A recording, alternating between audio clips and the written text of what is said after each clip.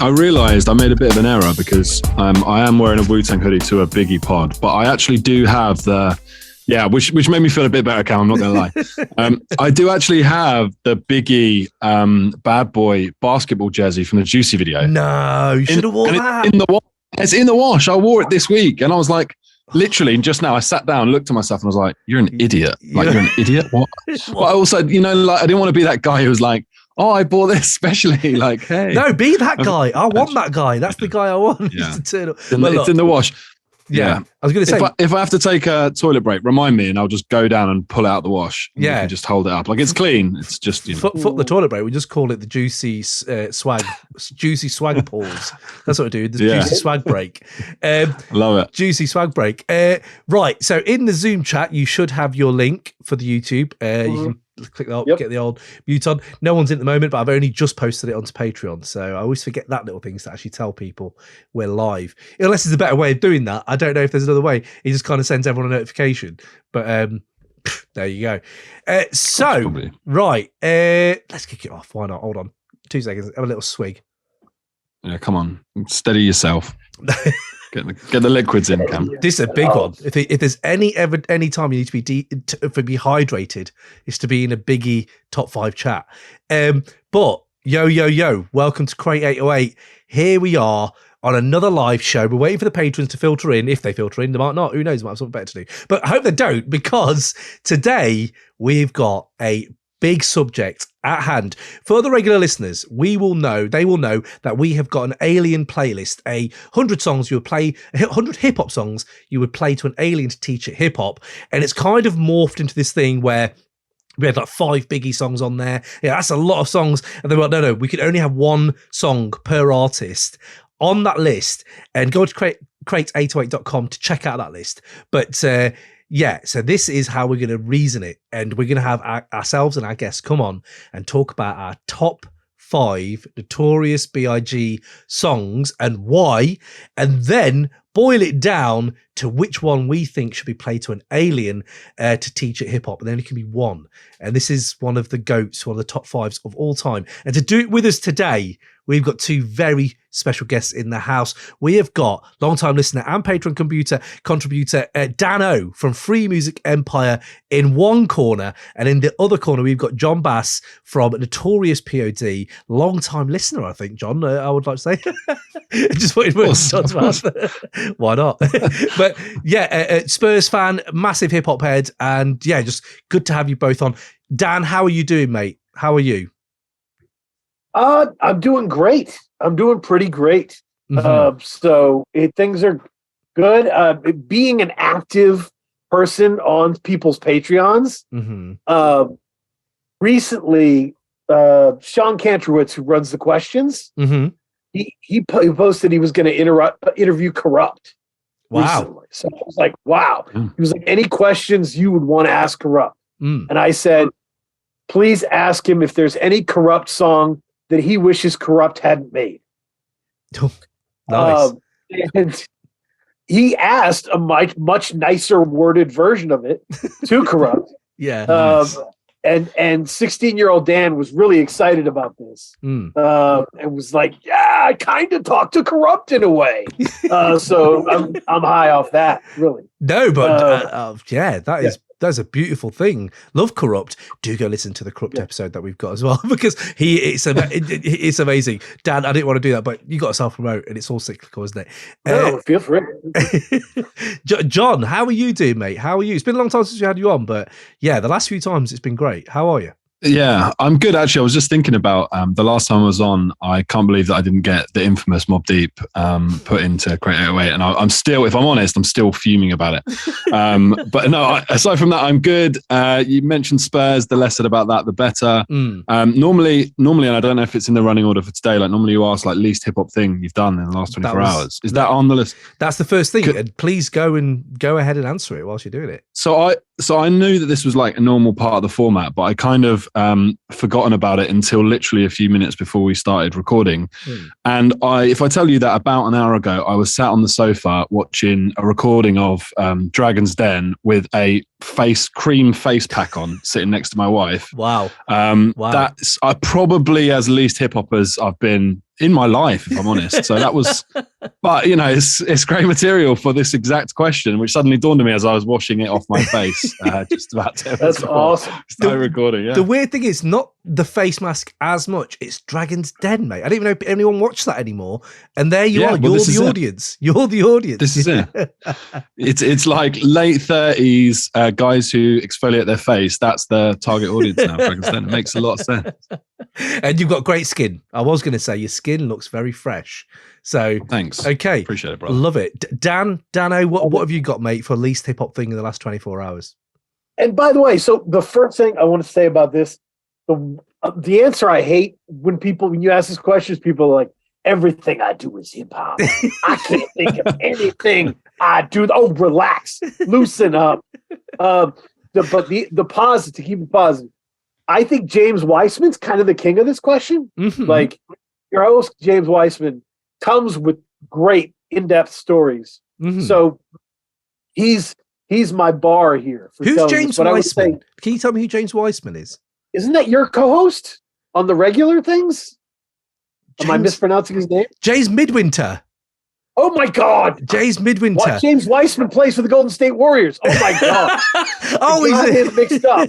I wish it was that other guy then. Golden State Warriors. I am old. So thank you. No, all good. Yes, Midwinter. I would never have remembered anything that British. But I was going to say that with he's my bar here. So the story is yesterday. I've got a very relaxing thing I do with my son. We color together, right? And it's very meditative in this weird way to just put everything out of your head and just color the picture. And so it's become a thing. Yesterday, I was all excited. I was like, all right, I'm out of work. We can color. And he looks at me and goes, it's too dark to color. It's too dark outside.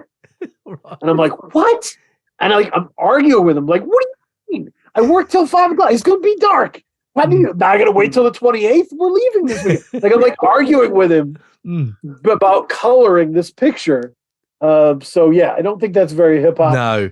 Although colouring could be. I can see like Snoop doing a bit of the painting in his spare time. I think that's all right. I was just thinking, that makes me think, I wonder which rappers do paint. Like I can see DJ Quick painting. I can see DJ Quick painting at home, you know, like doing portraits and shit, or natural life. I don't know. Or Snoop, like maybe trying something. But then doesn't Ghostface write in his rhymes in graffiti script? I was reading the Raekwon book and they were saying that Ghostface would hand me his like rhyme books and they were all being like graffiti script. And now that's the dream I never want broken in my head, which is Ghostface Killer goes out there and writes everything in like graffiti script. So how long must that take him to write verses? Like, it's unbelievable. I love that. I hope that's true. Yeah, even if it's not true, let's pretend that it is, because that's incredible. I want that true, and the burying the KFC in the director's backyard. Have you heard that story, John? No, I haven't. Oh, fucking hell. Sounds amazing. Okay. This is as usual, we have done a Ghostface Killer series and every episode descends into Ghostface chat at some point. We are going to talk about Biggie, but let's just quickly tell the story. Dano, you remember this story, right? Maybe. What are we talking about? So it's Ghostface. Is it Brett Ratner, the 90s director in Hollywood? Okay. Yeah. And he was chilling at Brett Ratner's house. I think he stayed the night. And Steve Rifkin called up Steve Rifkin, who was Loud Records CEO and who knew Ghost quite well. And he was like, and he came and left and everything. And this is, if I'm butchering the story, I apologize, but I'm doing it off the top of the dome and I forget things. I'm old. But right, he goes. Shit, no, get him out of your house. You can't have. He's crazy. He's like a dangerous, crazy person. And it's like, no, he's not. He's lovely. He's had him around. He's been great. And they're like, no, he's a bit weird. Like he's on Angel Dust and shit like that. Like, you know, again, sorry if I'm getting that wrong, but you know, you think, oh shit, well, that's crazy. And a few weeks later, they discovered KFC was buried in Brett Ratner. I think it's Brett Ratner. His backyard. That ghost had buried in the middle of the night. And what? And his dog was like, it's like, what the fuck? And so he buried it's really weird. And Steve Richards was like, I was worried for you, mate, that you had ghosts around your house. You don't know what's going to happen. So, wow. There you go. That's about right, isn't it, Dan? Have I got that right? I don't know, Dan. Have I got that right? I think you got most of that right. It's I would say, I just wanted to add to the rappers that paint thing and shout out Old Grape God, who's kind of a legend in the Portland, Oregon scene, who's a great painter. Lord Queso also does some work. He has a Instagram account. Lord There's Queso. a bunch of There's a bunch of people who do their own. Where I've been like, who did your cover art? He's like, me. You know, I'm like, damn. Like it's amazing. Well, there you go. Self-sufficient.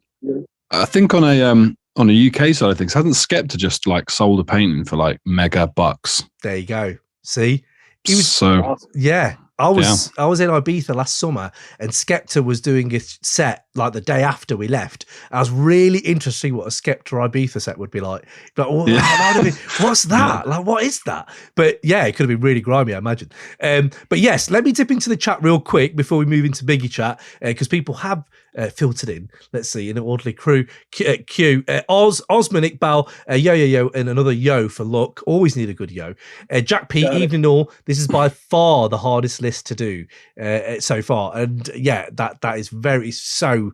We're going to get into how much of a headache this been. I even changed it before I logged on. Steve Piper, good evening, mate. Ninja Rose, peace. I got my top 5 Biggie songs after a load of anxiety. I love what we're doing to our listeners. People who actually are paying us to make content, we're just making them really anxious for ages. This is what we do. People have self-help pods. We have a really anxiety-inducing one. Freemusic, here he is. Dan, I love that, Dan. Still in the chat. Crayo argues about the alien like all hosts are sharing custody of a child. Some people would say you've gone too far with the thing concept and move on and do something new. Whereas we figure, no, let us review every single Ghostface album and every single Raekwon album. But what about keep doing it. That's what I say.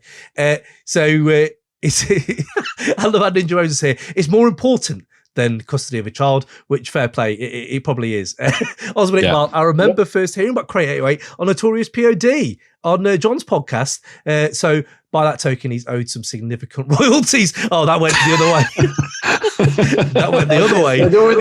Yeah, I thought it was going one way, and now I'm watching my wallet. The infamous. And while I'm here to serve you some papers.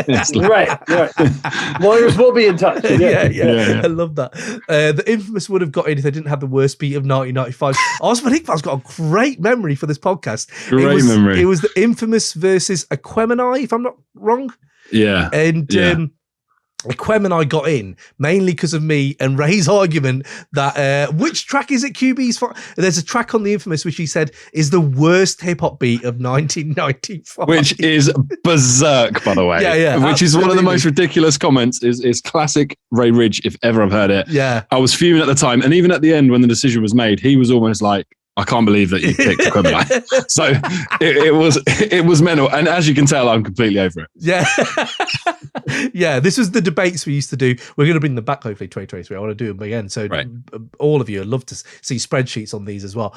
Lisa Buckthing, I was on the Elizabeth line yesterday, subtly dancing and tapping my feet to BTS, specifically Dynamite, says Osman. Fair play. I made pea and ham soup yesterday. Certainly didn't feel hip hop, says Jack P. Which, it doesn't sound hip hop either. I don't think it is very hip hop. Oz, how is James Wiseman doing anyway? Not heard of Jambo for a while. Yeah, he's been off for a while. So yeah, took a break, mate. I think he just can't do Ray anymore, which is fine. This is absolutely fine. Don't drop your fives now, Ninja Rose. We're going to go in. QU Hectic. That was it, Nick Sheffield. Big up Nick Sheffield for remembering that. It was great memory. QU Hectic, the worst beat of which is mental because it's a great beat and that's an absolute banger. Yeah, it's moronic. So it's a moronic robbed take. Yeah, robbed. I've been robbed. So before we go in, let's go quickly say yo to the new patrons. By the way, we do have some. Colin, welcome aboard. Welcome back, Nick Sheffield, mate. Thank you for coming back. Always good to have you back on. And big up Trapman for leveling up and copying a few of them Woo episodes. I hope you enjoyed those. And we have had a few people on the socials dropping us on what they think are, their top 5 biggies. And I also have a very good MF Doom story. It's not very good. It's a good MF Doom story that someone commented on Facebook. So we can get that anytime you want, but let's do Biggie first maybe, and then end with the Doom story if you remind me. So we are going to do this. Who do I go to first? I think what we do, I've basically got 11, and that's what I usually do. I usually bring more than I'm allowed. But what I've got my 5 out of that 11. So I was thinking we could do it 2 ways, lads. I could just count down from my 11 to 5 and just see if you've got any of them in your top 5. We could do it that way. Or we could just go round and round and have a look at who's got what and see if we cross over. So up to you guys, which one would you prefer? So I think maybe, because I think everybody forms their list based on different criteria. So maybe we could talk about like what we thought about when we were putting this together for what we were going for. Does that make sense? Yeah, 100%. Yeah, I like that. Absolutely. Kicking off my end, I think repeatability became quite a big thing, but also moments in my life. So it's a very quantitative 5, if you know what I mean. It's very qualitative. Quantifiable. It's what I just think is it's a mastery of, you think epitome of what he's good at. These are the 5 that, if it's storytelling or flow or vocabulary or just being really honest or whatever it is, I've got 5 where I think try to encapsulate not all of Biggie, because there's some parts of Biggie that aren't probably mirrored in my 5, but that's kind of what I was going for. So repeatability massive, obviously personal, where I was in my life and how it changed and how it has changed over the years, because some of these wouldn't have been in my 5 before. And I think that's where I'm kind of at, and kind of a portrayal of his skills. And one of them will be for an alien. So it's almost like you're a newcomer, bang, this is Biggie. So that's me. John, what was your kind of criteria? Yeah, my rationale was a little bit similar in the sense of I was trying to think about the tracks that encapsulated his whole being and essence and artistic kind of style. But my initial thought was I'm just going to pick my 5 favorite. And so I just literally just kind of put them down in order, just in any random order. These are my 5 favorites. And then when I looked at that, I kind of thought, actually, this has done kind of a good job in the sense of the reason that I'm a fan of his is probably because I do like those different dimensions to his ability and his skill set. And you mentioned storytelling, and then sometimes it's just straight up bars, and it's his delivery can change and all of those bits and pieces. And then I also thought about the other dynamic was sort of landmark records in his career.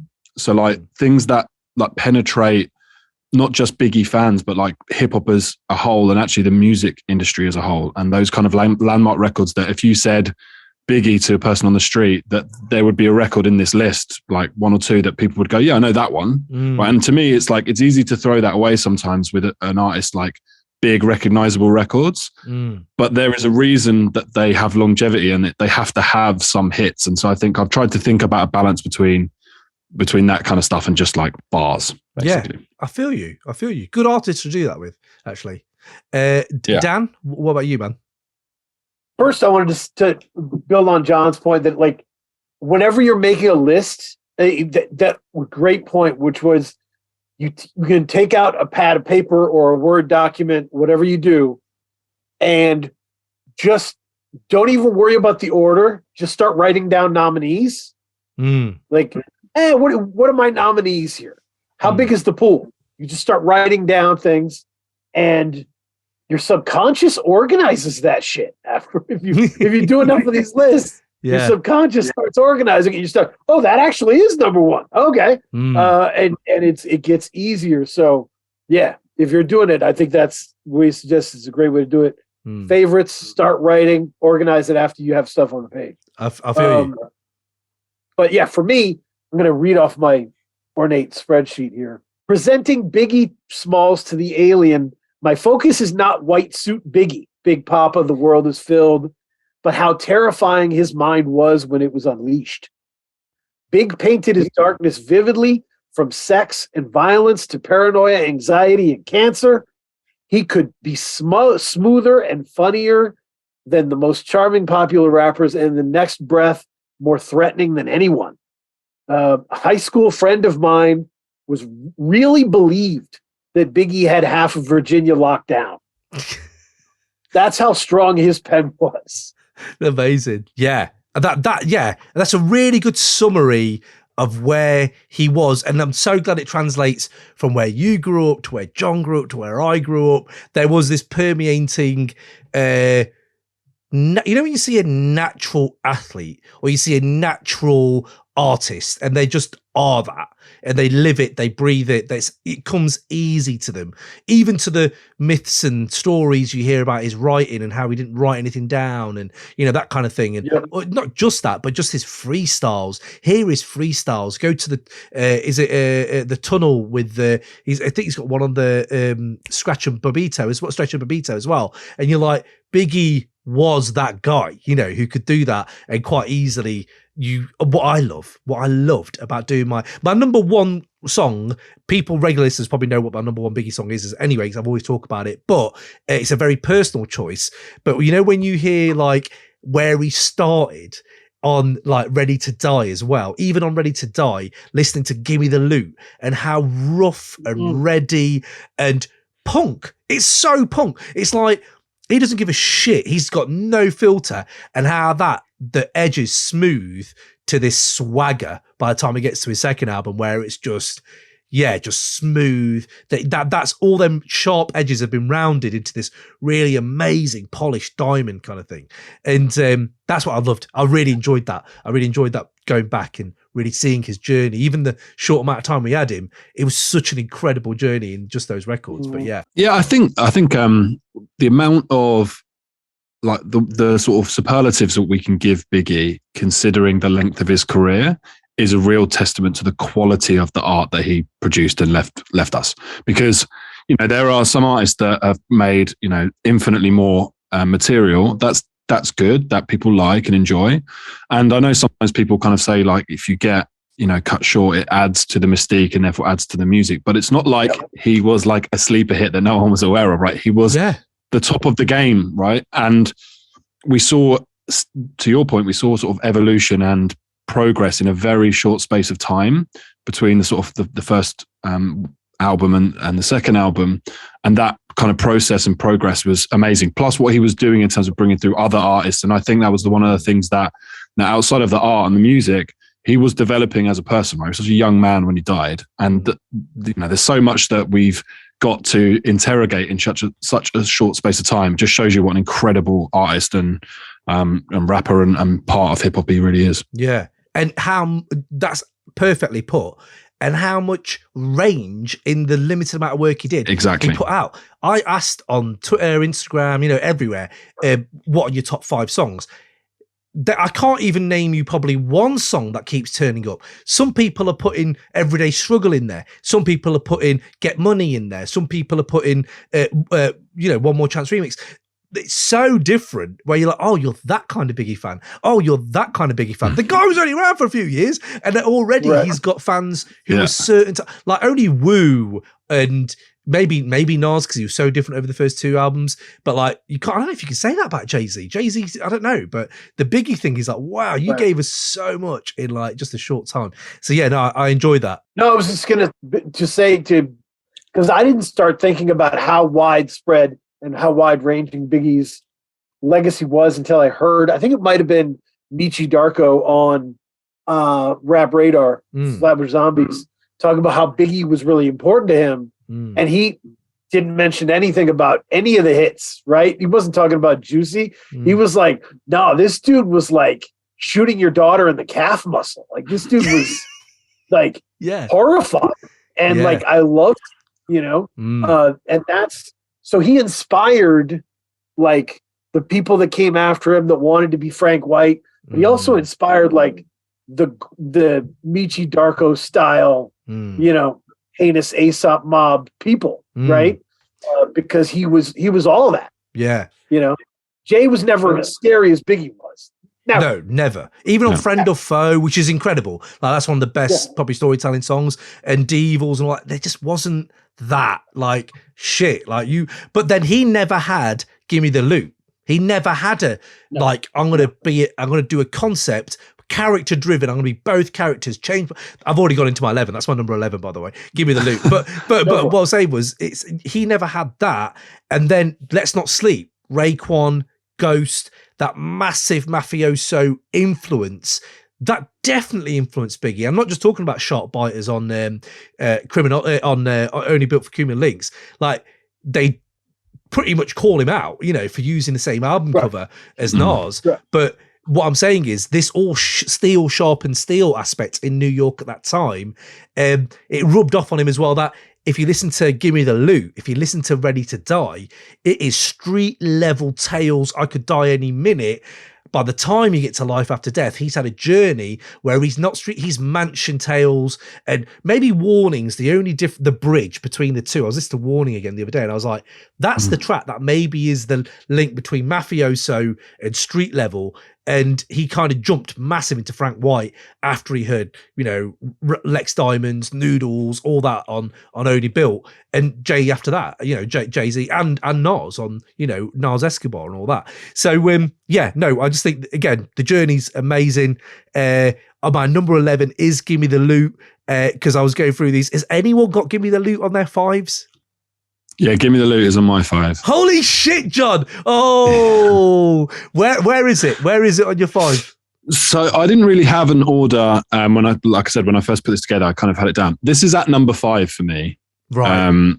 When I've like really think about it, and all the points you've just made when talking about the track is kind of why it is in this 5. I think it's a beautiful example of like Biggie's ability to tell a story, but I also think this is like a perfect example of just some fucking great bars in this track, and also the fact that he's playing 2 parts, like as a concept of like playing those parts, and they're written with a slightly different cadence, a slightly different flow, is fucking unbelievable. On the surface, it's quite simple, it's just a fucking aggressive track about robbing people. The actual technicality of writing that is shows you what's to come from Biggie and the talent that's already there. Instrumental was just fucking aggressive. It's just an aggressive hype track, and I just fucking love it. Every time I put it on, gets me in the space that I want to be. I think it's just such an important record. I love it. Easy Mo B on that beat. Fucking let's not sleep on what Easy Mo B was doing back then. This pack stuff, it was just unreal. Do you know, you said there, just to get, you know, that you said earlier, like you think he's got half of Virginia locked down, you know, on This Is the Song where you believe, I don't give a fuck if she's pregnant. Also give me the number 1 mom pendant. Whoa. Like, in a weird way, as a person who's maybe detached from the religious side of New York, when Nas says, I went to hell for snuffing Jesus, doesn't land as hard to me as, I don't give a fuck if she's pregnant. I want all that chains and your number 1. That to me hit harder, where I was like, nah, Nas is a level, but this guy means it. Nas says it as a flower, as a rhymer with swag. Biggie says it like he's actually holding a fucking gun in the studio. You know, you're like, holy shit, this guy. Right, no, there's a difference, Cam, because like Nas says that shit because it's fly, right? And it's like, that shit hits. Biggie, when he hits those lines, it feels like he's getting close to losing his mind, right? Like, he really does have a darkness in his soul that comes out of these lyrics, right? Like, there's part where he talks about like, I can't count on my mom anymore, or, you know, all these weird, like, he would, so when he says shit like that, you're like, it hits different. Yeah, no, and this is a weird thing, because at that time we had Kurt Cobain, and we had, like, I think Radiohead were coming out at that time. You had these really open souls like Kurt Cobain, like, putting everything in his vocal straining, you know, so you know that guy's going through some pain. The way Biggie did it was play it with characters, and it channeled his pain and stuff through storytelling and right through stuff he was incredibly good at and probably really enjoyed doing. And you're like, Give Me the Loot is just, so I had it really high up, and it just kind of got knocked down after a while through my overthinking probably. But I'm glad that you had Give Me the Loot. So it's in your 5, not in Dan's 5. My number 10 is probably going to be in most people's 5s here. When I get to about 5, then I would love the live show to start dropping your 5s as well, and then we can really get into it. But my number 10, and I want to see if this is anyone else's, 10 Crack Commandments is my number 10. Not in Dan's 5. John's laughing. Is it? I feel like you've basically somehow got some sort of screen mirror, because that is that's number 4. So it's like we're literally going in order basically. Yeah. Holy shit. Break it down. Why do you love it?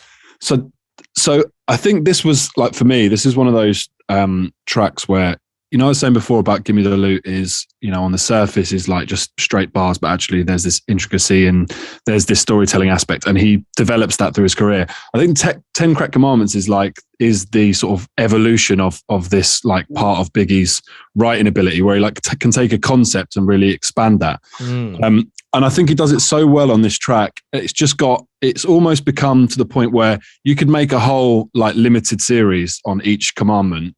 Like when you listen to it, right, it's so visual, right? And like you can really like picture it basically, which is, let's be honest, that's most of hip hop is creating words when you're listening that you're visualizing what they're saying. And the very best rappers really help you to visualize that.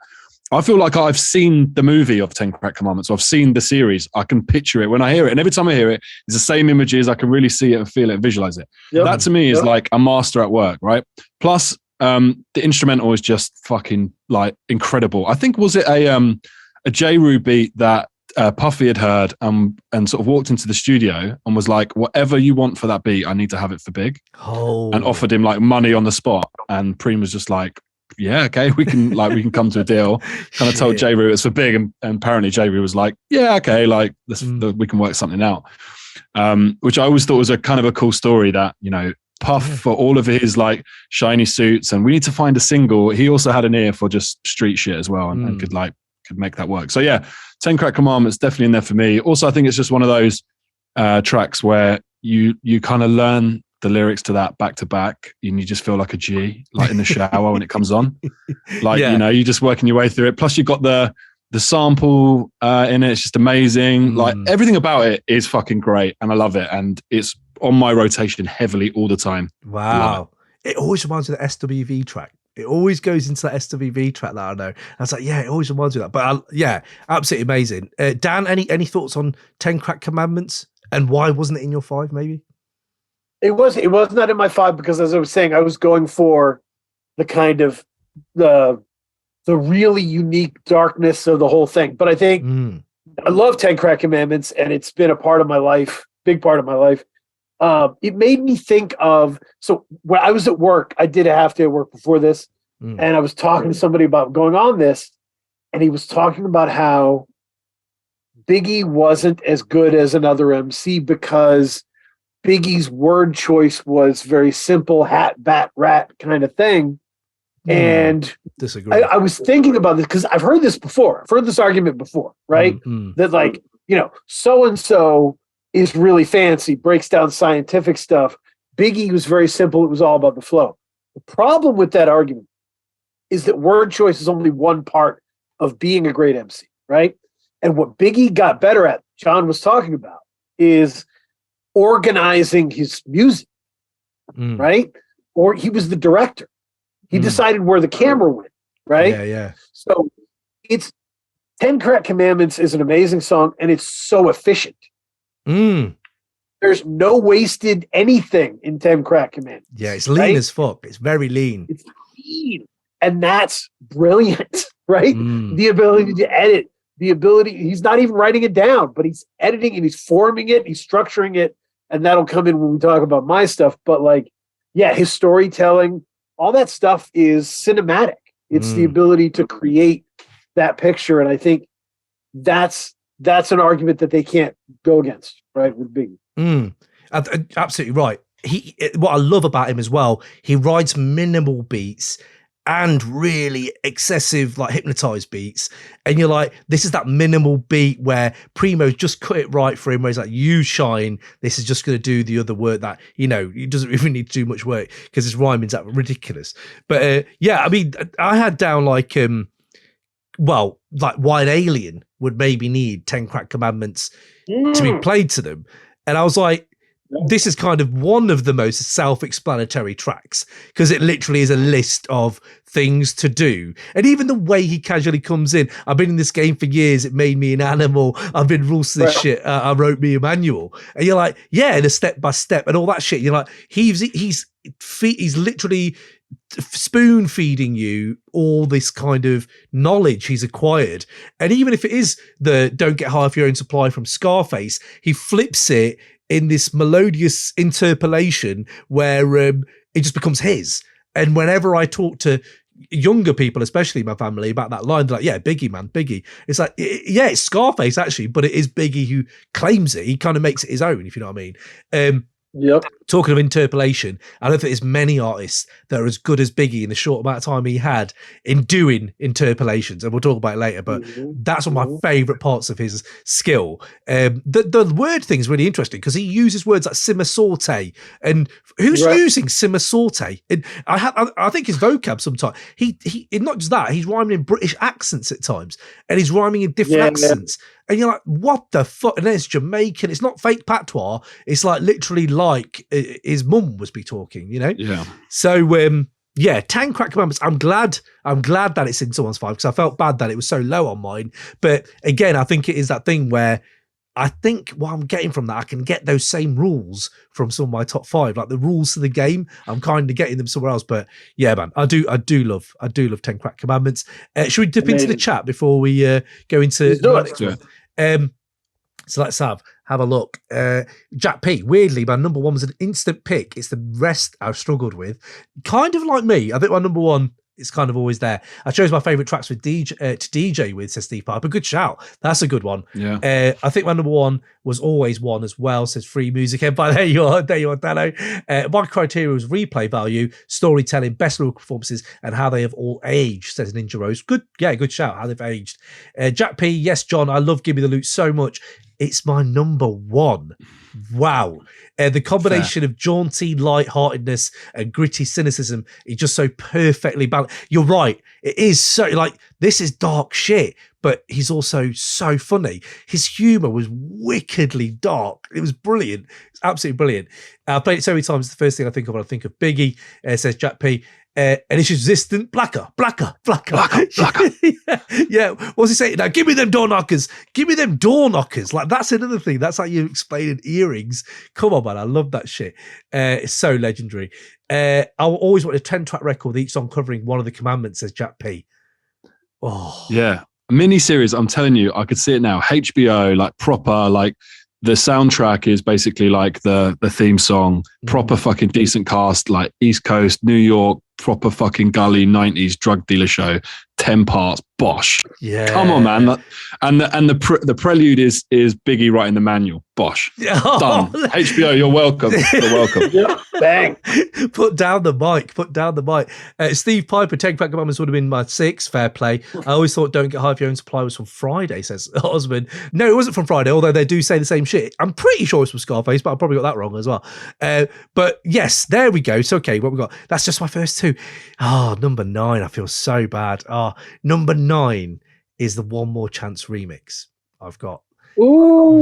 Was that in anyone's 5? Quite good. It's quite good.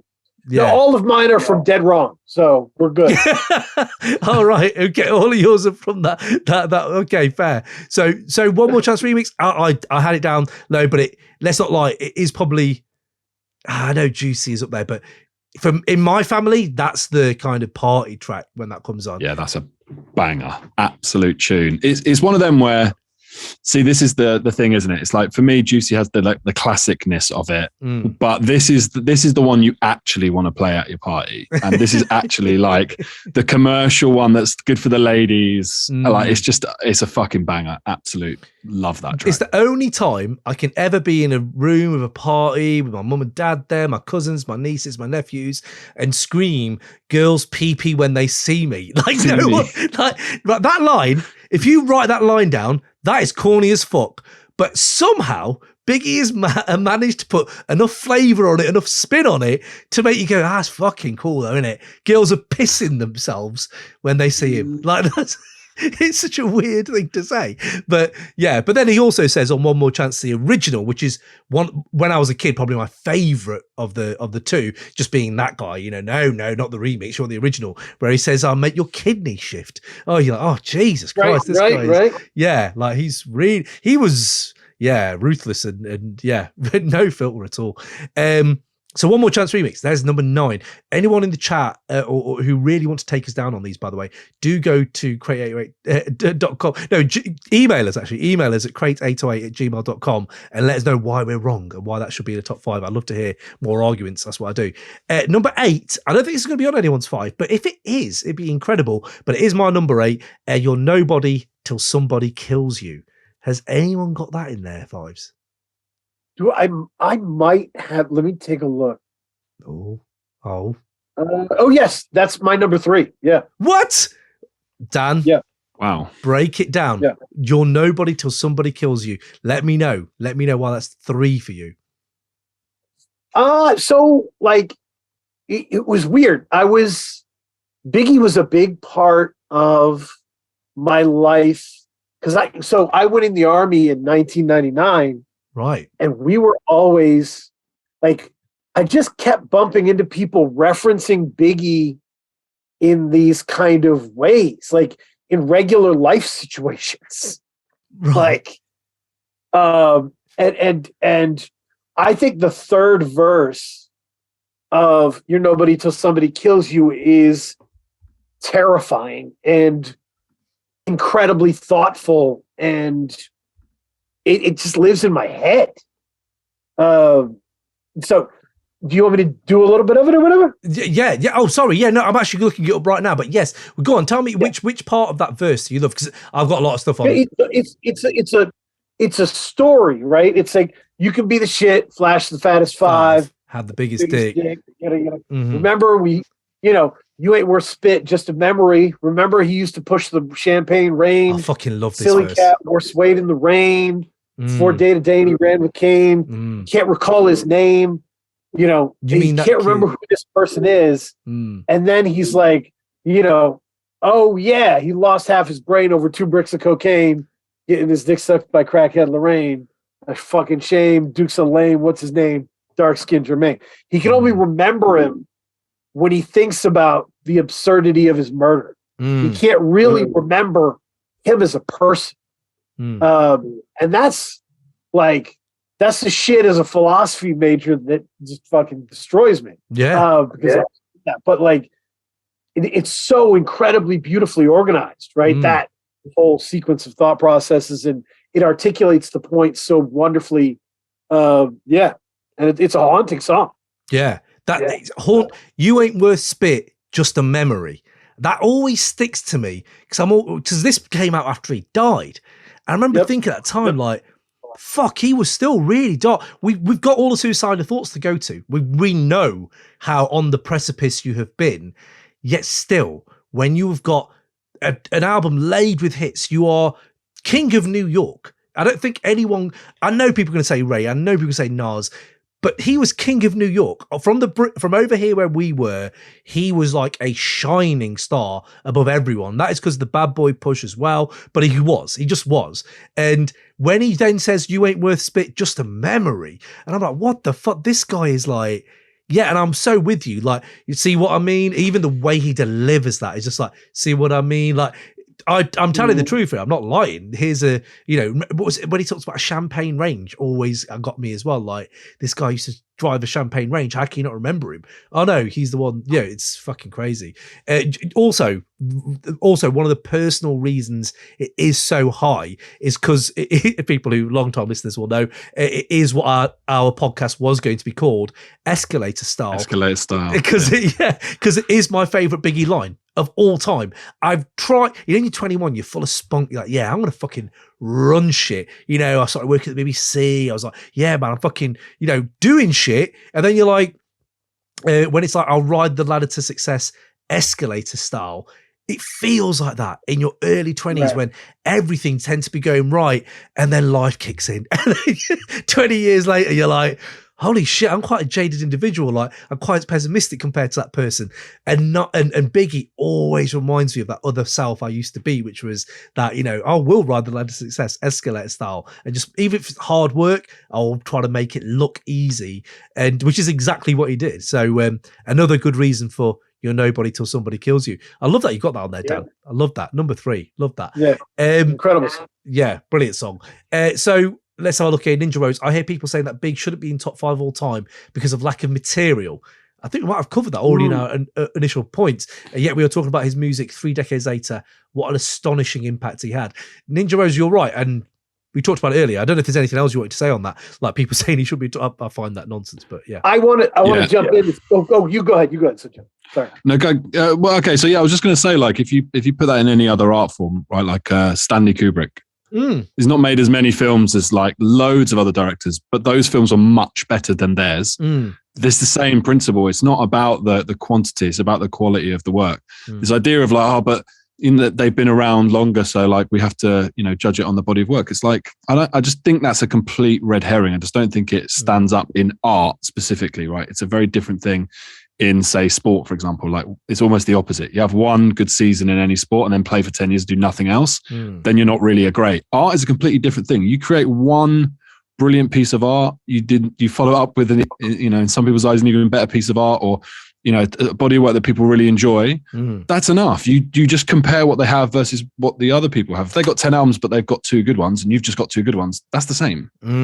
So that argument to me is just a complete pointless, like, red herring that people use so they can not include Big when they know that they should.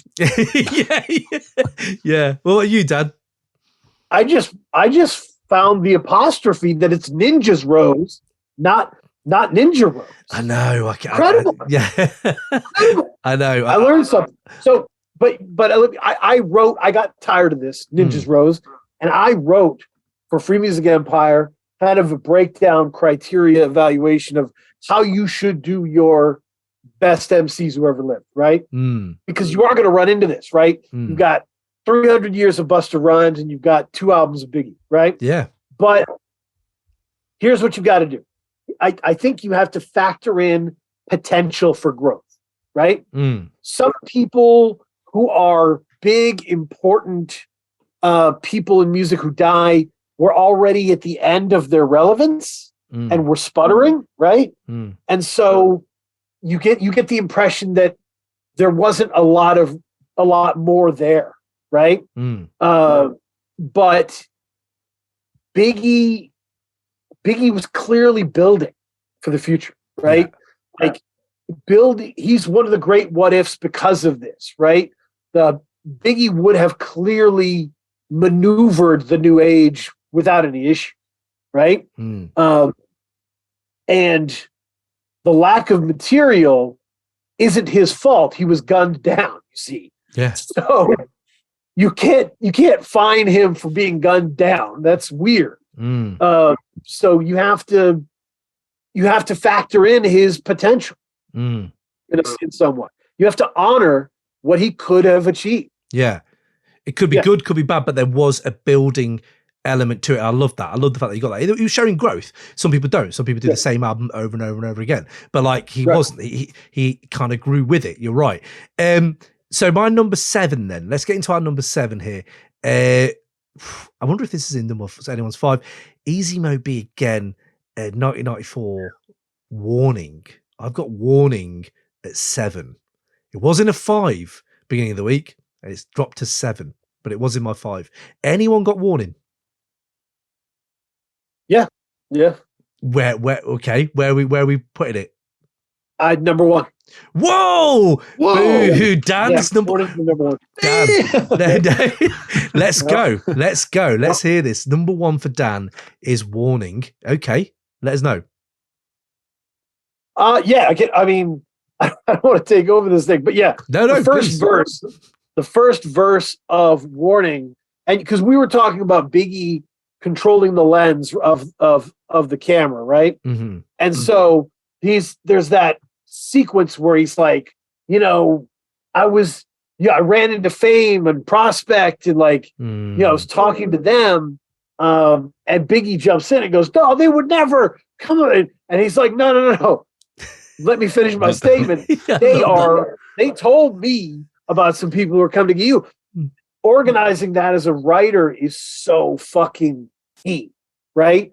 Because that's how conversations really are. And it gives a misdirect, right? That makes the story more interesting. And then you get to hear Biggie kind of internally fume, right? Like, there'll be slow singing and flower bringing, and he's just like, he's in his head like I'm coming for people. So there's emotions. It's just so vividly rendered, man. Like details that place you. It's one of my favorite story songs in the history of rap music. It's the bit where he keeps going, damn, I want to stick me for my paper. Damn. It is like an overarching thought in his head whilst his mate Pop from the barbershop is telling him what's happening. And I remember when I used to use slow down, love, please chill, drop the caper. Because he says slow down, love. And it's like such an English thing, like slow down, love, please still drop the caper. And I'm like, drop the caper. Again, language use there. No one's using, not a lot of people are using caper. Like such a weird word to use, and he does that all the time. And even the other day when my lad got me up and I was like, who is this paging me, waking me at 5:46 in the morning, crack of dawn, and he knows that what the call that see who's this paging me and why. I do it. It's so musical, it's so melodious, and it's just reinforced in your kind of being. It's like his music or rhyme patterns or flows have become like, I don't know, what do you call something you kind of whistle to? Like a ditty, even like something you whistle. It is that. His stuff does become that. And it's from a really like warning, like that's fucking crazy. It's a really dark like thing to be listening to, but it does come out of that. And what about you, John? What do you think of Warning? Yeah, I think this is actually a great choice to illustrate the points we were talking about before, right? Like imagery. This also like those dark themes. This is like Paranoia, the song, right? Like hip hop's version of like Paranoia and in like what it means to be a street guy and like thinking of all those things and how easily things can like get misconstrued, right? Like that segment about Fame up in Prospect, right? And then him like you're saying, kind of cutting that sentence short, like, no, it would not be them. It's like, no, I don't mean them. Like they told me this thing, right?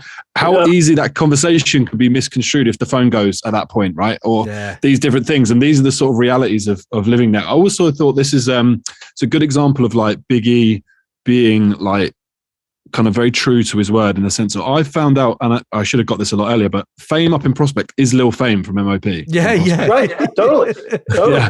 And so like obviously back then before like MOP become what they go on to do, like that's just a name in a song, right? And it's probably like just someone from the neighborhood. And then obviously like hearing Fame talk about that, like we were cool, like we were friendly, right? And like their path's not really like crossing to the world until like you put those pieces together. It's just kind of like like of course he's connected to people around because that's the life he's living, and these stories come from a place of truth. And like most rappers, it's like street reporting. I think like Nas uses the phrase like it's not necessarily 100% accurate at all times, but there's always a grain of truth in every one of these stories, right? It's maybe a mixture of 4 or 5 different stories to make this one narrative. But I think it's such a cool link that these people that he mentions in these songs are real people outside of, Little C's and all the people that we get used to with Puffy, right? It's like other connections around New York that are street guys who then go on to be music guys. Like that to me is just brings like a proper earthiness to what he's rapping about that brings it to life. And I just think there's a great choice. It's a really great choice to demonstrate that dark side of Biggie's like psyche. Yeah, absolutely. I think there's that moment where you think of Big and you think like his effect, even the music video, like his effect as a star, he was a shining star. And it was like that. He had that star quality when he was selling it on the phone. He's selling it in the music video. Nas ain't doing that. Jay-Z ain't doing that. No. Maybe Pac is doing that, but Pac lived it as well. And the way Biggie sells it and everything, the video and the big B pendant and all this shit. And you're like, this guy, I can see him doing something maybe a bit more, I don't know, I'm not saying acting, I don't say it's going to be Method Man, but it just, I don't know, there was a bit more untapped talent there, I thought. And just the way he sings, like I talked about his melodious nature, but when you say it is such a repeatable line, and there's going to be a lot of slow singing, a flower bringing, if my burger alarm starts ringing. And yes, I get the simple rhyming, but the way he breaks up burglar is brilliant. Like you can't sleep on that to fit it, And then if you listen to Notorious Thugs, he's doing it the other way, where he's doing the triplet flow to mimic, to do it with Bone Thugs, and you're like, what the fuck? This guy is, he had so much range, and also just out there. I wonder how many people actually ended up feeding gunpowder to their dogs after this, because what an incredible thing to say. I mean, feeding gunpowder to the dogs. Like, that's. Yeah, I remember hearing that this week and going, Jay never would have thought of anything like that. Jay's too nice a guy to think about feeding gunpowder to dogs. Like, bro, he's just not that dude. That Prodigy, maybe I can see him saying it. Ghost, I can completely hear him and Ray saying it. Something that outlandish. And it's like he has this weird ability to go, and I know I keep talking about his vocab, but I think it's really rubbed me up the wrong way what that guy said about his, because I keep bringing it up. I'm really internally fuming about this, because he uses the word devour the criminals. Not eat the criminals, devour the criminals, to drop our decibels. And then I know it gets simple, but it's that usage where I was like, this guy's brighter than, again, if he didn't have hip hop, would he just have been on the street? And this guy who was just known around his way for being really good with language. I don't know, but there must be so many people like this. So you think, shit, but he had the ability and avenue to fuck. We're going to go into it later, but I never thought hip hop would take it this far. It literally is that. I want to suggest a framework, because the flow, Biggie's flow is one of one, right? And when we talk about the melodious nature, I want to suggest a framework. To me, Biggie is a trumpet, right? Interesting. A trumpet gives you impact and movement, right? And I think Biggie's flow is a trumpet, and that's how you want to think about. And so the impact is there, and I think people focus on the rhyming words, but really the rest of it is so cool. But yeah, his flow that hypnotizes you so much, to me, it's like a trumpet. Yeah, I love that. Love that. Yeah, that's really interesting, because I use this anecdote all the time, but I think it's kind of relevant now. That Rakim writes his rhymes with like punctuation, like music for like trumpets, basically for like horn sections, right, to make it rhythmic in that way. And for me, there's like, again, this is a bit of a high convoluted example, but there's a quote by Da Vinci which is like, simplicity is the ultimate sophistication. And I think that's like really true, right? There's loads of rappers who are fucking trash, like, to listen to. What they're doing is unbelievable. Like, the complexity is unbelievable. I don't want to listen to it. It's not nice to listen to because it's too complex, and it can be too much to listen to, and it can miss the message. The very best rappers blend perfectly, like a little bit of complexity and technique buried underneath what looks very simple. And like those kind of like simple bars that kind of sometimes just use the same word at the end of the line, right? Like you, but the actual, like the whole phrases and the whole words and the wordplay within the line in its totality, that's where the skill's at. Making it seem simplistic and easy to listen to, the trumpet analogy, is perfect, because if anyone's ever tried to pick up a fucking trumpet and play it, it's not easy. Right? But the sound produced is relatively easy to digest as a listener. So I think that's the skill of Biggie. It's like, it's easy to be like, oh yeah, but the ending rhymes are just simple. And it's like, yeah, but it's so hard to make it simple. Otherwise everyone would fucking do it, wouldn't they? Yeah. Prodigy's really good at that. Prodigy's really good at that. Yeah, I love that. One thing I'm warning then, because I did try to write a little note on, that was in my top 7. So I was like, right, what aliens? Why would they need it? I think you kind of pretty much nailed it here. You said it earlier, where it is that on Earth we have wealth and it's success, which is highly coveted, but you have another side to that coin. Guess what the side is? Listen to this. And it literally is, this is the guy who's, you can listen to No Money, No Problems if you want the like shiny version of this, but this is the guy in the hot seat right now at 5:46 in the morning, getting that news, going, for fuck's sake, they want to stick me for my paper again. And that's literally it. This is the paranoia that you said. And I think there's something about when Biggie feels paranoid, you feel it more than most MCs. I think there's something about that. He can really accentuate it in his voice. Okay, we're almost at my 5, and I want to hear everyone else's in the chat. I've got number 6. Now, it hurts me to think this is not in my 5. This is unbelievable. I've actually quoted this as my favorite Biggie song of all time at one point. Hypnotize. I've got Hypnotize at number 6. Has anybody got Hypnotize in their 5? Interesting. Okay. Nope. Thoughts on Hypnotize generally? Go down. It's grown on me. It really has grown on me. I did not like it when it came out. I did not like it. I was a little tired of everybody doing Slick Rick stuff. And I was like, your own hook. But I've very smart people rep for this song, and so I've reanalyzed it, and man, there's a bounce to it that's really interesting, really unique, and it kind of, this song maybe is like where Rick Ross becomes his version of Biggie, you know? Yeah. He gets his Biggie from, he's like, oh shit, I can do that. Yeah. With helicopters and boats, and all right, this is good. And so this is a form of Biggie that I respect. It's just not, it's not the one closest to my heart, I guess. That's fair enough. That's fair enough. I think for me, it's opulent hip hop. Like, so again, if Aliens want to come down and you want to show it opulent, smash hit, global hip hop, this is Hypnotize.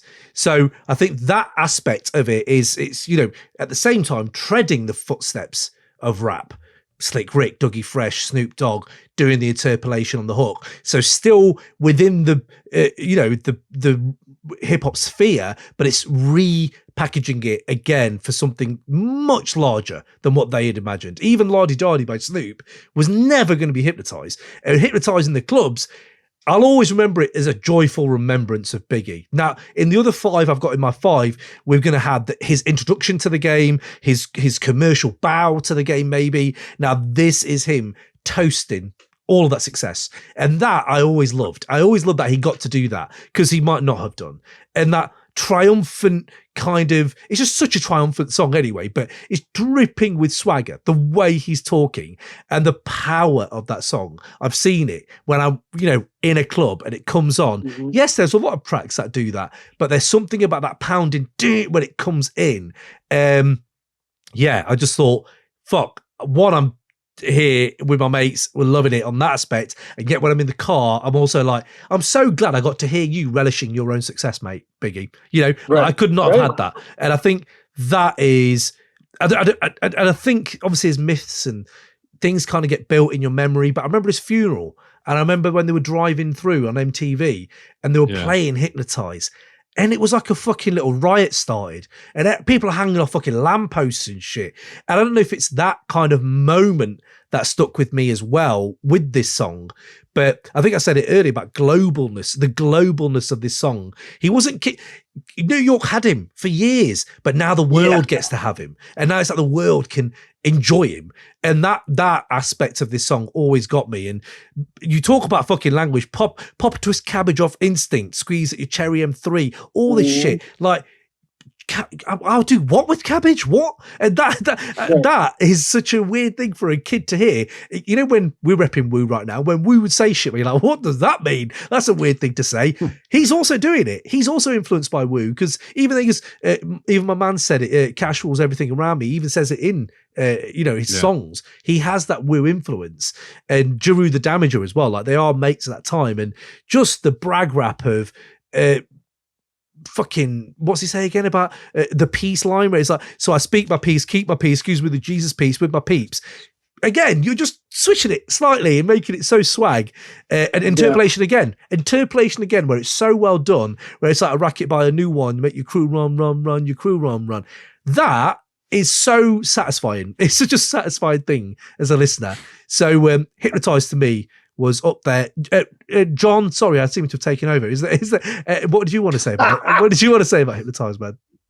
No, it's good. I like the passion for Hypnotize. I similar to Dan a little bit. I had a bit of like listener fatigue to this track, and in a way, right, that's kind of a compliment, because it's one of those tracks that, again, it still gets played now. If you go to any hip hop night, like modern, old school, whatever, it will get played in like kind of the height of the night, because it still has just like a, I think you said triumphant kind of vibe to it, and it's still that party celebration, and it's kind of stood the test of time in the sense of it's seen in a lot of ways as that pinnacle in terms of the commercial side of Biggie that most people know. It's, again, there's another track, you play it in any club, everyone knows it's Biggie, right? Yeah. People who know literally no other Biggie song, they know that that's him.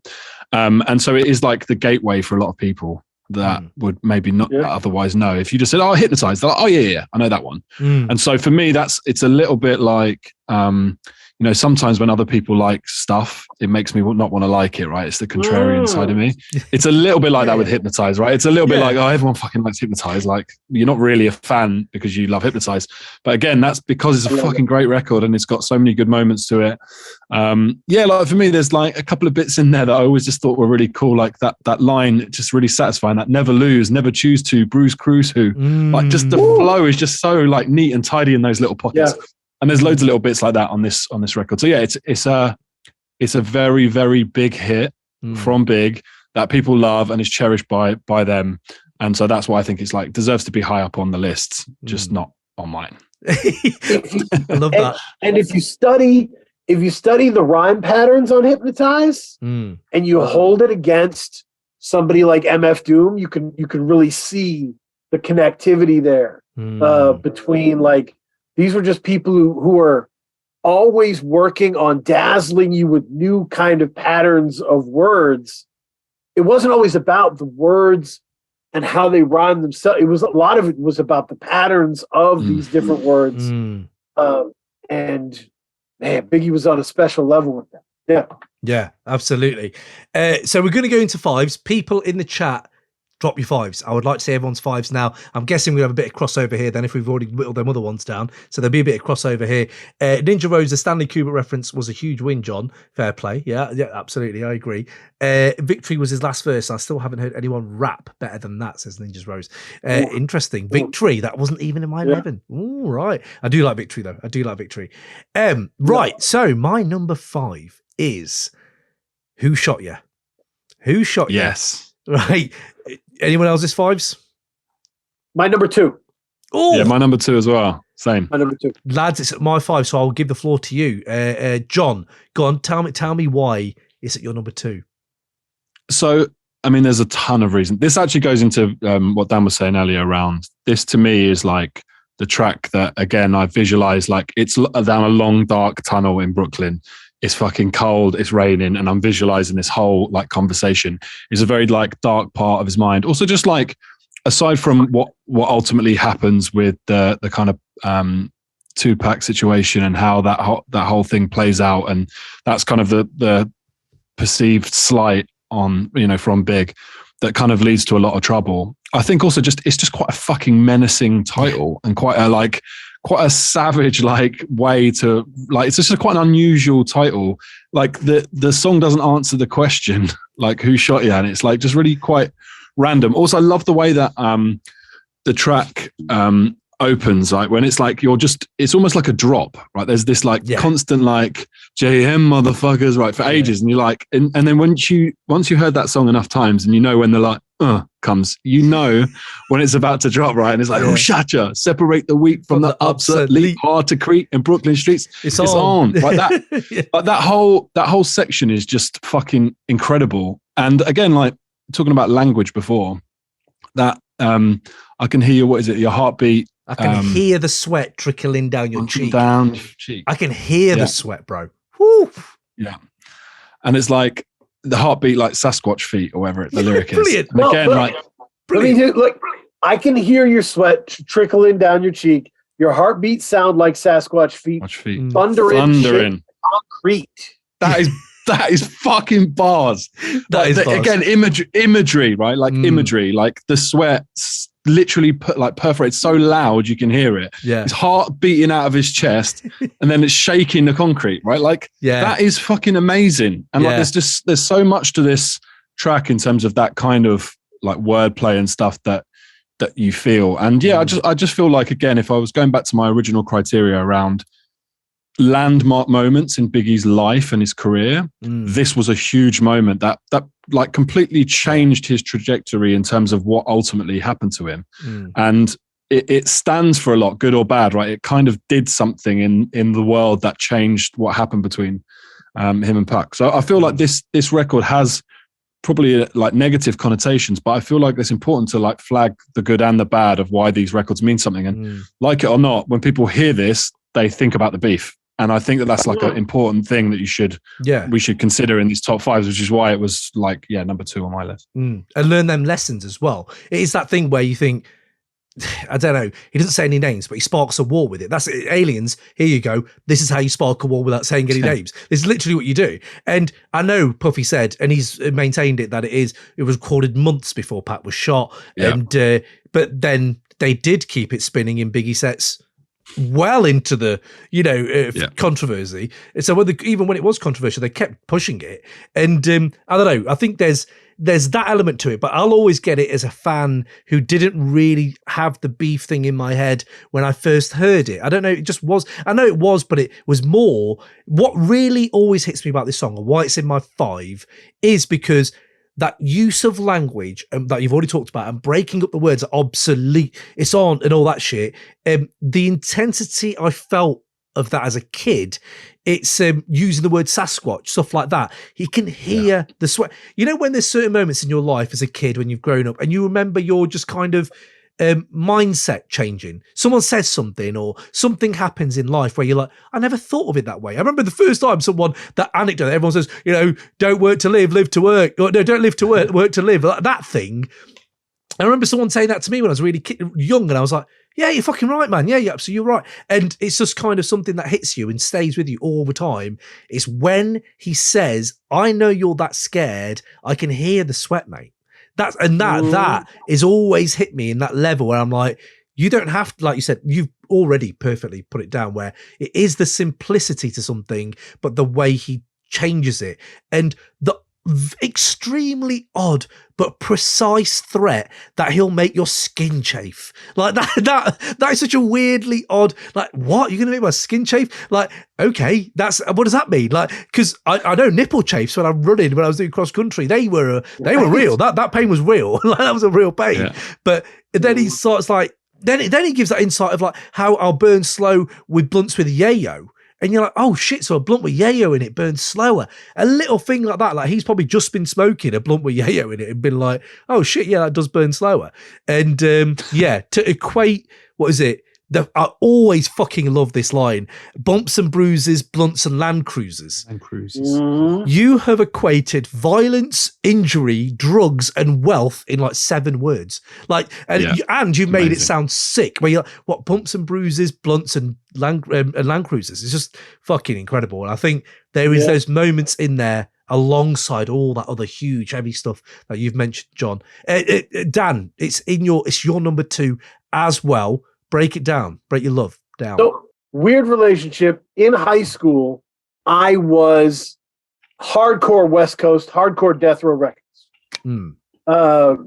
My family are from the Bay Area originally, so I kind of resented that I was in Maine, and I was so I was all Death Row all the time. So I remember when hearing my first reaction was, how fucking dare you? How fucking dare you do that to Tupac, right? I was like in on this whole thing. And I have like PTSD from this. Like, it's like I'll be sitting there doing my activities as a father and be like, electrical tape around your daughter? Like, it's a song that is with me like a scary ghost. But it's, oh, bloody hell, that ghost is in the machine, mate. That's what it is. You like that, John? You can use that one, John. Can I just jump in quickly? Because Dan just touched on something that you mentioned earlier about interpolations. There's another one in this track, just after that line that you mentioned around slaughter, electrical tape around your door, old school, new school, need to learn now. Burn, baby, burn like disco inferno. I loves an interpolation, so do we. Dad, you broke up there, mate, again. Just break that down again, you were saying? So when you're doing a diss track, you have to scale up your grievances, right? Like the story of Adidon is a good example of this, right? You have to make it on a larger, grander scale to be successful. And so this song is one of the best. And maybe No Vaseline is kind of in that like space where you're like, you know what? I'm taking on the whole world, and you better root for the whole world because I'm a threat. And it was, you get that from the shaking concrete. You get that from like Is this the shoot the daughter and the calf muscle song? Is this the? No, I don't think this one is the one. Which one is that? That's on his That's Brooklyn's Finest. Yeah, Brooklyn's Finest. Yeah. Throw some cocaine on the floor, make it drug related. That's it's Brooklyn's Finest. Fucking crazy. Oh God! But it could easily be. It could easily be this song. Right. Yeah. So I like the fact that Who Shot You is getting the love, and it is all in our fives. There we go. It's the first bit of crossover. The guys in the I'm not going to list out the ones they've got, but Ninja Rose has got Who Shot You at number 1, and I'd like to know, Ninja Rose, if you could drop down why that's your number 1 before Nobody Till Somebody Kills You, which is his number 2, and number Warning 5. Yeah, we were kind of getting with them. Jack P, Gimme the Loot is number 1 that we heard, and then. So he has actually got this one in his 5. We're going to go into others in a minute. My number 4 then. Now, full disclosure, this was number 1 when I was a kid.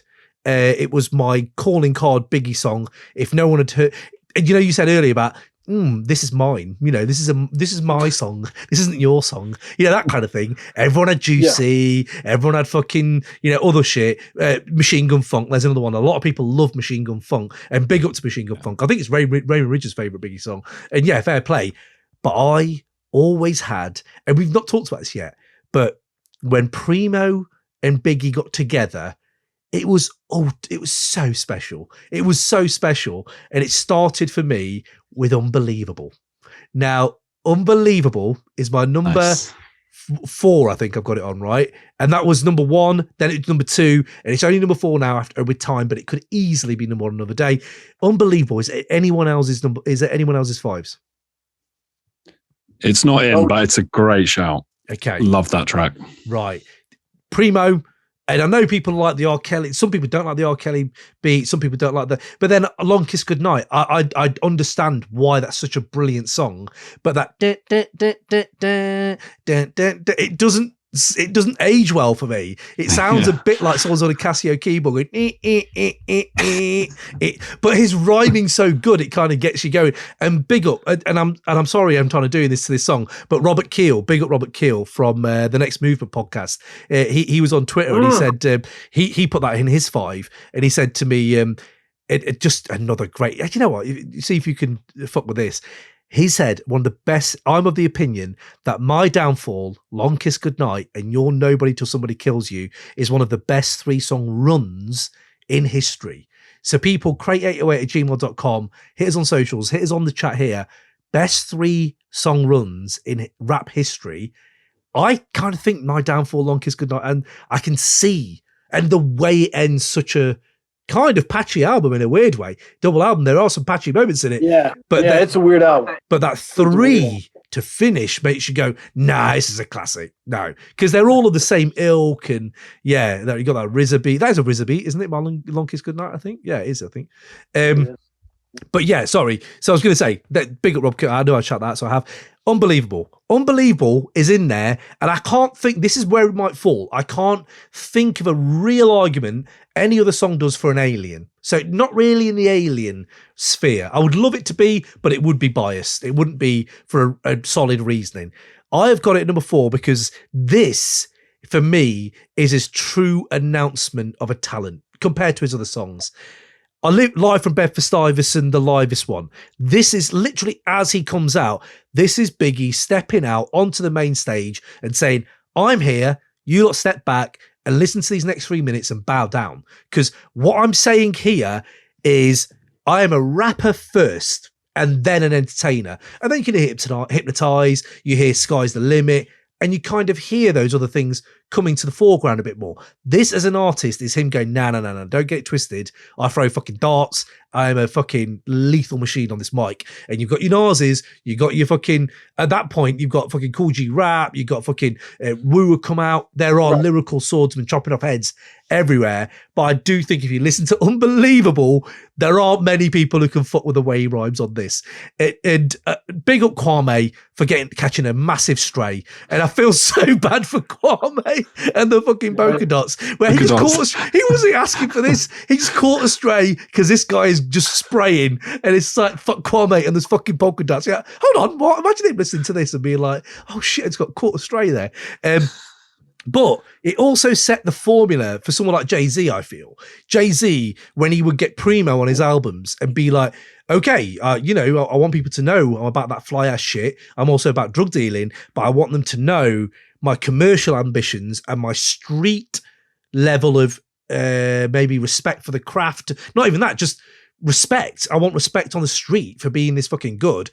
He connected the commercial aspect and that together throughout an album. Jay-Z did exactly the same thing, and Nas went on to do it as well. And I think that we talked about Kwame, but the ingenuity, right? The ingenuity of his flow, and we've talked about his flow for ages on this already, but they know Big B handling him with the Mac in the Actor paneling. What the fuck? So the Mac is in the act. I didn't know what an Actor was, but just like I didn't know what fucking Raycon was talking about when he talked about UFOs, or fucking what's a UFO? What are you talking about UFOs for? And like, but it's like bandaging MCs, oxygen they can't breathe, mad tricks up the sleeve. I wear boxers so my dick can breathe. As a teenager. Right. You're like, I'm never wearing underpants ever again because this guy wears boxers and now I want to. That's literally what it would do as a 13-year-old. You're like, what the fuck? And maybe it's that that swagger he has, the ability to make something sound ridiculous. And even in this, he makes it sound ridiculous. You would even question him. That comes through. That's a different level of MCing to me, where your character is almost in the way you're putting it down on wax, where he says, what's he say? Lesson A, don't fuck with B.I. Oh, that I thought he was whack. Oh, come now. Why are you so dumb now? And then you're like, what? Yeah, that is a brilliant line. And then I got 357 ways to simmer saute. What the fuck? I win it all day. Like, yeah, I don't know. And then you get older, you start smoking weed, and you're like, yeah, my car weed scented. That little moment becomes a little thing that you have a badge of honor, like, yeah, my car weed scented. And yeah, I don't know. There's something about that Unbelievable song that I just fucking love, as you can probably tell.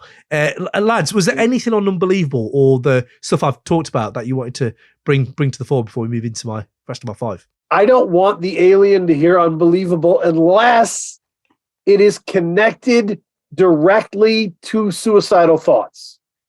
I want the alien to experience how uplifting and unbelievable and charged up that Unbelievable is, and then I want them to have to experience Suicidal Thoughts right after. Oh, shit. Yeah. I can't remember it is that track listing, but they do get it in the same album. Because that's Biggie. That's Biggie, right? Biggie is those two songs. No, if you look at the track listing, Unbelievable goes right into Suicidal Thoughts. Oh, there you go. It's really bonkers. What's before Unbelievable? Crazy. What's before it in the track listing? Friend of mine. Oh, see, if it was like The What or something. I don't mind Friend of Mine, but yeah, that could have been a really good three song run. I'm enjoying that. Right. Okay. So because we've got a few other categories going, I'm going to rattle these. So 5, Who Shot You? 4, Unbelievable. 3, Juicy. Baby. Let's go. Juicy. Juicy's 3. Is it in anybody else's? Juicy is my number 1. Juicy is your number 1. Dan, Juicy in your 5? No. John, just me and you, mate. No, but seriously, why is it 1? Why is it number 1 for you? So I'll tell you why. I can remember this moment really clearly. Do you remember when Puff had that show? I think it was like, not making the band, but it was basically they were looking for like new rappers or new rapper. And basically he was like, there was like, at this point in the show, there was like 10 contestants left. And he was like, right, everyone just do Juicy. And they just looked at him like he was talking another language. He's like, what do you mean? And they were just kind of looking at him blankly. He's like, do the verses, all the verses to Juicy right now. And they couldn't do it. They didn't know it, right? And he was so furious to the point where he was like, this whole show is pointless. Juicy is like, I don't know, you're like any sort of kind of entry level position in a company, right? And you don't know your own website or you don't know the phone number to your own house. He's like, if you're in any way interested in hip hop, you need to know the verses to Juicy. And actually, I think that's kind of true, right? It's not necessarily the best song. It's not got the best bars. It's not necessarily like the most important record or whatever. Everyone knows the words to Juicy. Everyone.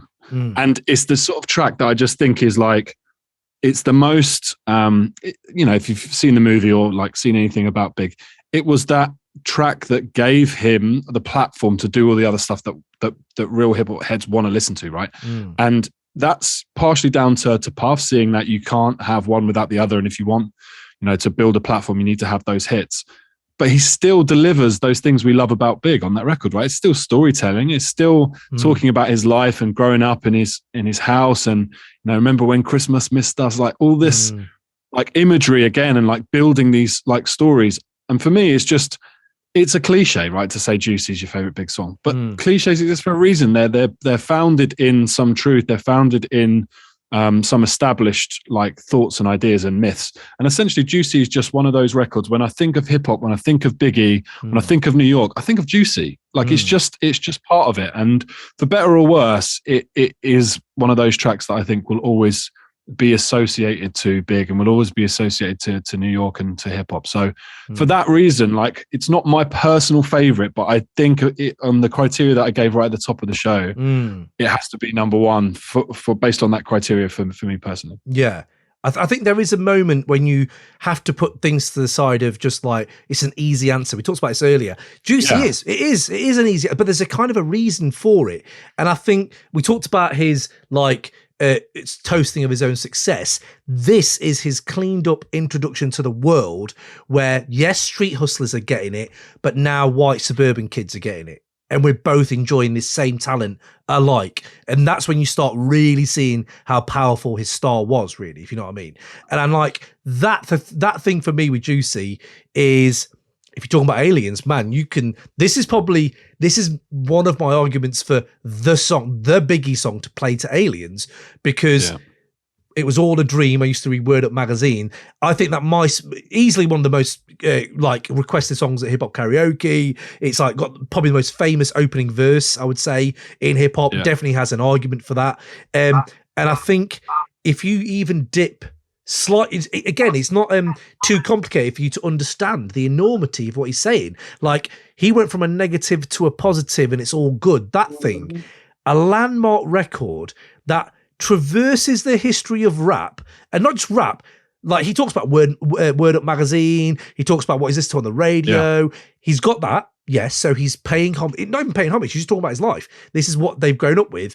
And also the society hip hop is born in and defines the American dream. This is the American dream. And this world we live in of multitudes, this is a genius portrayal of that, of America, if you know what I mean. And obviously that's instrumental to hip hop. And you think that in a way is kind of the signifying song of hip hop history, maybe, because this is where these people are from. This is how hot, this is how much they've had to put up with, and this is where they've got to. And then you look at the line, I never thought the hip hop would take it this far. That, to me, to this day, I still think to myself when I hear any rich spectrum of hip hop that, I find, I always think, fuck, I never thought hip, and I didn't. As a 13, 14-year-old, I was shat on for listening to hip hop. So it really hits home when you think, shit, man, I did not think we'd get, someone like Travis Scott doing a roller coaster in a London show, all the way down to someone like Billy Woods making me think so differently about how to rhyme in car, and Rock Marciano and all these people where you're like, shit, and that he just kind of encapsulated it in those rhymes. And I know rock has the Beatles, Pink Floyd. We have this. This is ours. This is what we have. Yeah. This is a signifier of the. I think it's even Jay-Z, wasn't it? Who Jay-Z in his book here? What did he say? I've got it written down here. Actually, he said it's fucking brilliant. He said he loved the ad lib for Arrested for trying to feed my daughter at the beginning. He's like, there's people who call on me, and he said this is what Jay-Z put it. This is brilliant. I love that he described what a lot of hustlers were going through in the streets, dissed and feared by teachers and parents and neighbors and cops, broke, working in a corner trying to get some bread for basic shit, as more than some glamorous alternative to having a real job. He elevated the struggle, and that's it. Yeah, he did, and I know other people did as well, absolutely. But there was something about the way he did it with that juicy like sample, and he didn't even like the sample, and he still fucking killed it. Yeah, and obscure references.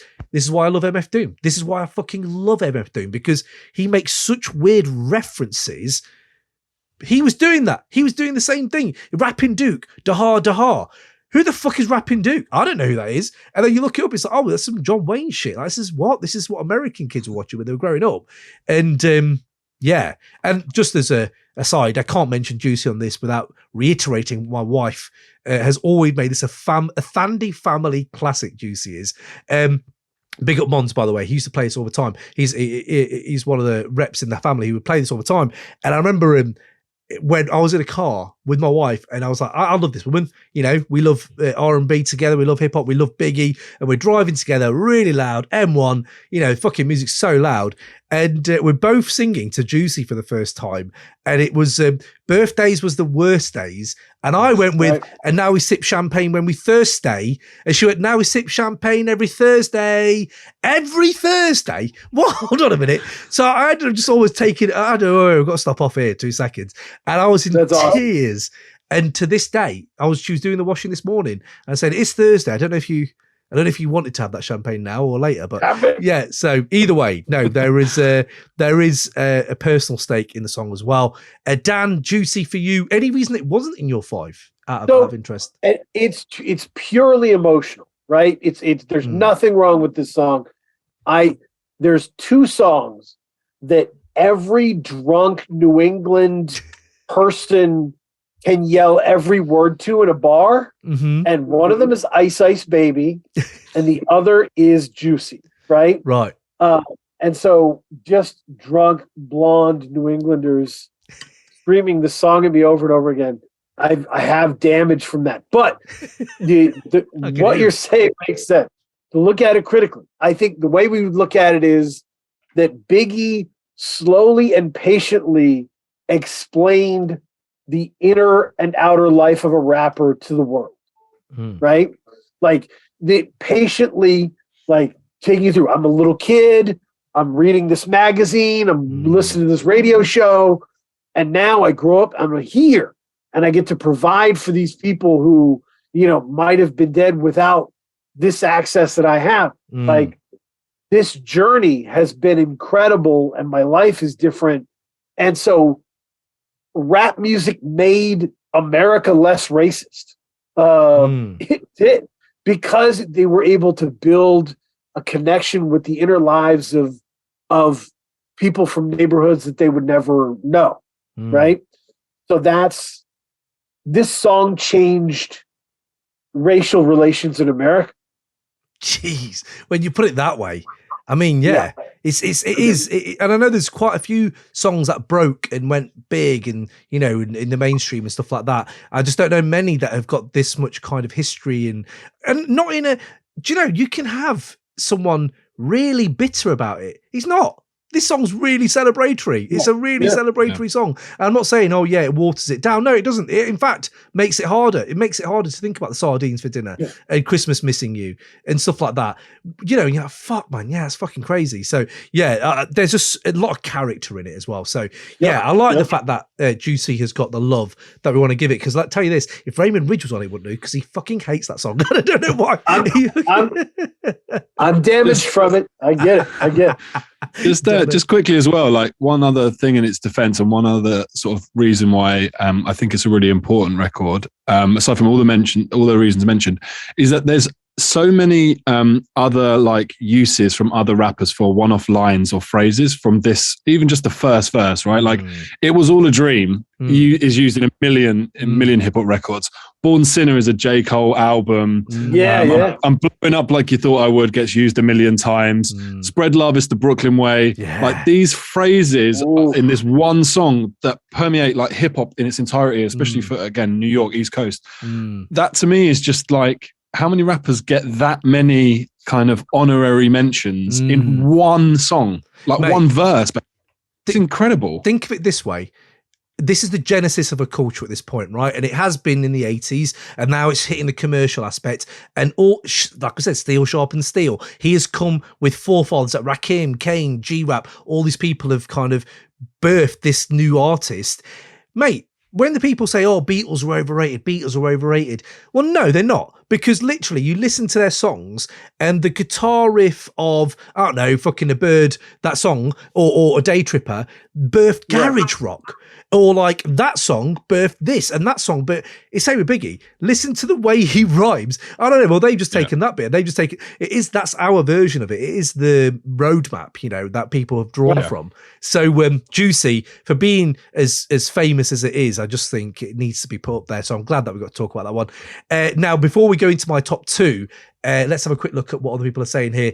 What you got here, Dan? This is a bit of a. I hope Machine Gun Kelly is named after Machine Gun Funk. Me too. That'll make me like him a little bit more than I already do, which is not a lot. Yep. So I don't know much about him. But I don't really know much about him. So Who Shot You by Number One, says Ninja Rose. It's kind of what you already touched on. Fair play. The flow, delivery, use of language, obsolete, as we talked about. Hard to create. The imagery, the beat, menacing undertones. Darkness exemplified. Absolutely. That's how you create a menacing atmosphere. We were geniuses at that, and Havoc was really good at that as well. But something about that song. Ooh, yeah, absolutely. Jack P, such a funky beat on Unbelievable. Unbelievable was the last track recorded for Ready to Die. Apparently Primo did it for cheap because Biggie was broke. Nice bit of trivia there. Okay. What beat? Sleep Piper, Unbelievable is my number one because the bounce of that Primo beat, Biggie swaggers across it, start of the hook lends itself to cutting out Primo producing tracks into it. Yeah, just so sick. Absolutely. So, top two. I think everyone's going to have this in their five. I don't know how many we've got left in your fives, lads. How many holes we've got left in your fives here? One. One for John. One left. I think Dan's got two. Ooh, this will be interesting. So, my number two, Kick in the Door. Again, bingo. It's a bingo. I mean, come on, it's Primo, it's Biggie, it's Kicking the Door. But no, where is it in your five, John? So this was number three on my list. So it's like in that middle order. Yep. And this is like, I guess this is the perfect inflection point of those, these different parts of Biggie. To me, this is just, I'm a really, really good rapper. And I'm about to show you. It's just bars. There's not really much of like a concept here. It's just like very loose, Primo beat, little hook. Thanks very much. But I'm just going to spit you some fucking serious bars, and you're just going to see that this is a rapper who did an amazing first album, who's now like evolving into something else. But don't forget, I'm just a really fucking good rapper. And even like there's so many bits to it. Like even the Mad Rapper like intro. Like that whole bit is like sets up what you're about to hear, right? It's like, they're really that shit. That's all right. That's my John Blaze in it. That's just my John Blaze in it. Right, that whole thing is just setting up, which is like exactly that whole point that we've all been triggered by tonight of, this stuff's all right. Like, I don't know why everyone loves him. It's quite simple. It's fine. Like my stuff's better. It's like, but it's not better. You're missing the point. And then he goes on to demonstrate that with like just pure percussive, sick fucking bars. Yeah. It's just brilliant. And like the first, the way that it opens, like you're rain on the top short like leprechauns, like just such a simple punchline joke. Yeah. As I crush so-called Willie Stuggs and Rapadons getting that ass quick fast like Ramadan. Like just Ramadan. Bars. Ramadan. It's just genius. Like I get in it quick, fast, as in pace wise, fast and Ramadan. Like that went over my head the first like few times I listened to it, and then I was like, fucking hell, there's layers to this, and it just goes on and on and on through the track. Just really clever wordplay, and it's just bars. Love it. Love that. I love that. I love your passion for it as well. This is the thing where a skit becomes the song and works. Although nowadays I do skip it. I don't sometimes because it has the character of that sketch show and that Martin Lawrence sketch. I gotta talk about my life as I see it. It's that Martin Lawrence, and you're like, dun, dun, dun, and then that hollow bell is still so effective. Primo, you fucking filthy genius. Man, you genius, you filthy man. Dan, I want to talk about this obviously, but Dan, is it in your five? Is Kicking the Door in your five? It is. It did not make the five, but I can vouch for this song. I was at my wife's organizational party, right? For her work. And this was a few years ago, and I was drunkenly explaining the story of this song to the husband of someone that my wife works with. This is an exciting song. because this song gives Jay the template of how he responds. Yeah. This is an incredible performance. It is not just a slapdash of like shadow battling. He is specifically talking about Nas. He is specifically talking about the Queens people. Right. He is specifically talking about J. Rue the Damager, right? He had a bunch of people that he was unhappy with. He put them all in one place and he was like, everybody's going down. And like when he says, son, I don't even know why you run with them. Run with them. They got cum in them. He's looking at Primo. That's the story of this song. Yeah. That he was staring at Primo and he was saying, son, I don't even know why you run with it. Because J. Rue did one day and it did the whole taking down, Bad Boy Records thing. And the energy of that, of just like staring down the person who made the beat and being like, your friends are full of jizz. Huh? And it's Primo. It's not someone who's nobody at this point. This is fucking DJ Premier. Yeah. And that as well shows his cocksureness. He's just fucking full of it. It's like, yeah, what the fuck are you doing? And there is, again, if Aliens, you've got Hit 'Em Up, absolutely one of the best. No Vaseline, absolutely. We talked about like all these other diss tracks. But Kicking the Door might be it is the epitome of diss tracks.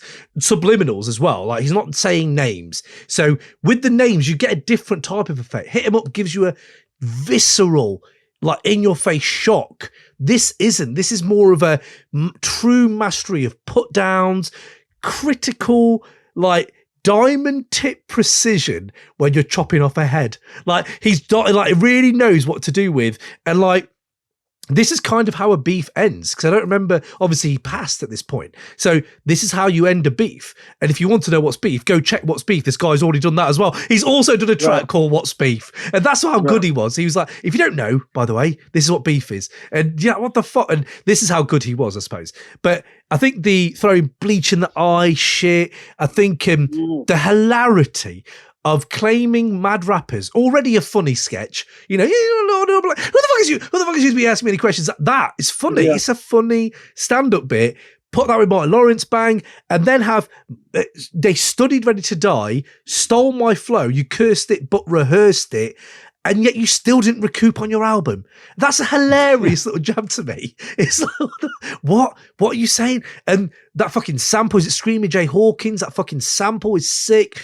And I remember specifically when this song changed clubbing for me, because we thought clubbing was great. And then my mate went to a Tuesday night in London. Next day, we'd gone out somewhere else, got up the next morning. He was with some Irish girl that he'd met. And he was like, she was great. Yeah, she was really good. But she took me to this club. Ridiculous. They played Kick in the Door. We all stopped. I was like, no, they didn't fucking play Kick in the Door. He went, yeah, they played Kick in the Door, mate. Everywhere we went did not play Kick in the Door. They played Hypnotize. They played Juicy. They played One More Chance Remix. And he's like, no. He played Kick in the Door, mate. And we were like, well, we're going there. And we went there the next time we went. And I remember that of like hearing, what's it for his speech in the eye now? He's brailing it. That's another fucking little twist where you're like, what? And like, everyone loves a shootout line. Everyone does. But just take a second to think about the setup line to his shootout line. And that's the dashes of colour to his personality of Frank White, fuck Papa, call me Francis MH, all that. And he brilliantly refers to him as Francis in this, which is great. He call me Francis MH White. And you're like, yeah, brilliant. Right. But intake light totes, tote iron. That's the setup line to was told in shootouts to stay low and keep firing. Everyone loves that line. Good line. But the intake light totes. Don't toke really hard, mate, before a shootout. Intake a light one, a tote iron, and you're like, this guy, yeah. Then he keeps extra clip for extra shit. Just on like lines that stand out. I always like the line that if the beef between us, we can settle it with the chrome and metal shit. I make it hot like a kettle get. You're delicate. You better get who sent ya, right? Which is an interpolation of his own fucking line, which is about beef between us and how you can settle it. That is fucking next level 4D chess shit. It's unbelievable. Yeah. That is unbelievable. The cheek of that line is fucking ridiculous. Yeah, who sent Love it. Yeah, fucking love that. I think as well, I think if you're looking at ways to explain to maybe even someone who isn't there intricately looking at how flow works, I think this is one of the most subtle but effective switches of a flow ever put to wax. And it's such satisfaction afterwards. There's not much better you can get, which is like, you should know my stilo went from 10 G's for blow to 30 G's of Joe to all G's with hose I've never seen before. So, Jesus, get off the notorious penis before a squeeze and bust. Oh, squeeze and bust. Whoa! Like that is the way you've subtly just done that. And that, to me, is so satisfying. Every time I hear that, is like how you've moved from one thing to another.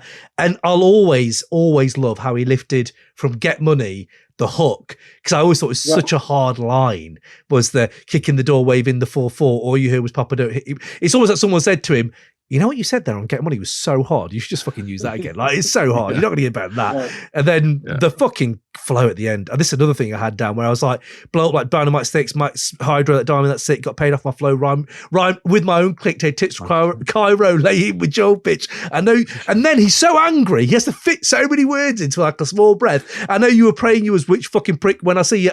He had to just put fucking prick in there. But that so really good. Stands out though because of that. It kind of goes. That's what's so smart about it. Is you've gone from this really punchy flow to you fucking prick, like to finish it, like just to add the level of emotion to it. It just makes it fucking gold, absolute gold. Yeah, I'm so glad that we got to fucking do this shit about kicking the door. Let's just quickly see. Did anyone have kicking the door in their fives? Here we do. Sure, yeah. Ninjas Rose out at number 3. Big up. Jack P. Did you have it in number? Jack P. had it. 5, which is fair enough. Still in there. It's hard to pick these, isn't it? But yes, let's have a look at my number 1. Wow. So you've got 2 more. I've got 1 more. So let me do my number 1, Dan. Then I'm going to go to your 2. I wonder if my number 1 is in your number 1. Now, my number 1, people who listen to the show will know this. I think it is if you're talking about aliens, it is one of the best musical examples of novelistic human nature. We love as humans to tell stories, and storytellers are held in such high regard in human culture that we would give them everything, riches and fucking respect and all that shit. And his use of language to impact the listener with the imagery that sparks beyond 4K in this song, there are not many better storytelling songs than Ends Bleed. Now, I know people have got who got a story to tell.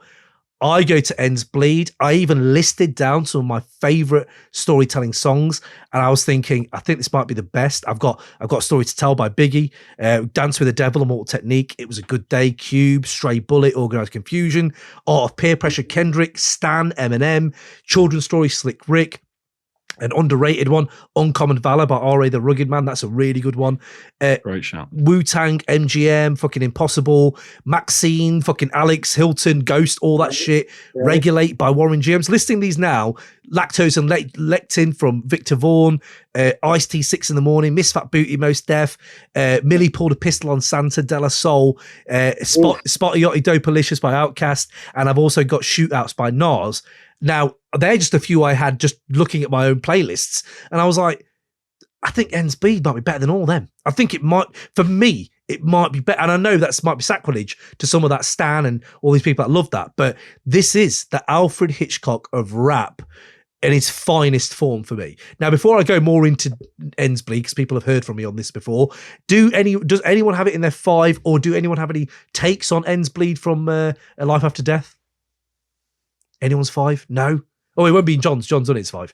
So not in your 2. No, it's not. It's not on mine, but it was at a point, right? And so, by the way, I want to go back to the story songs.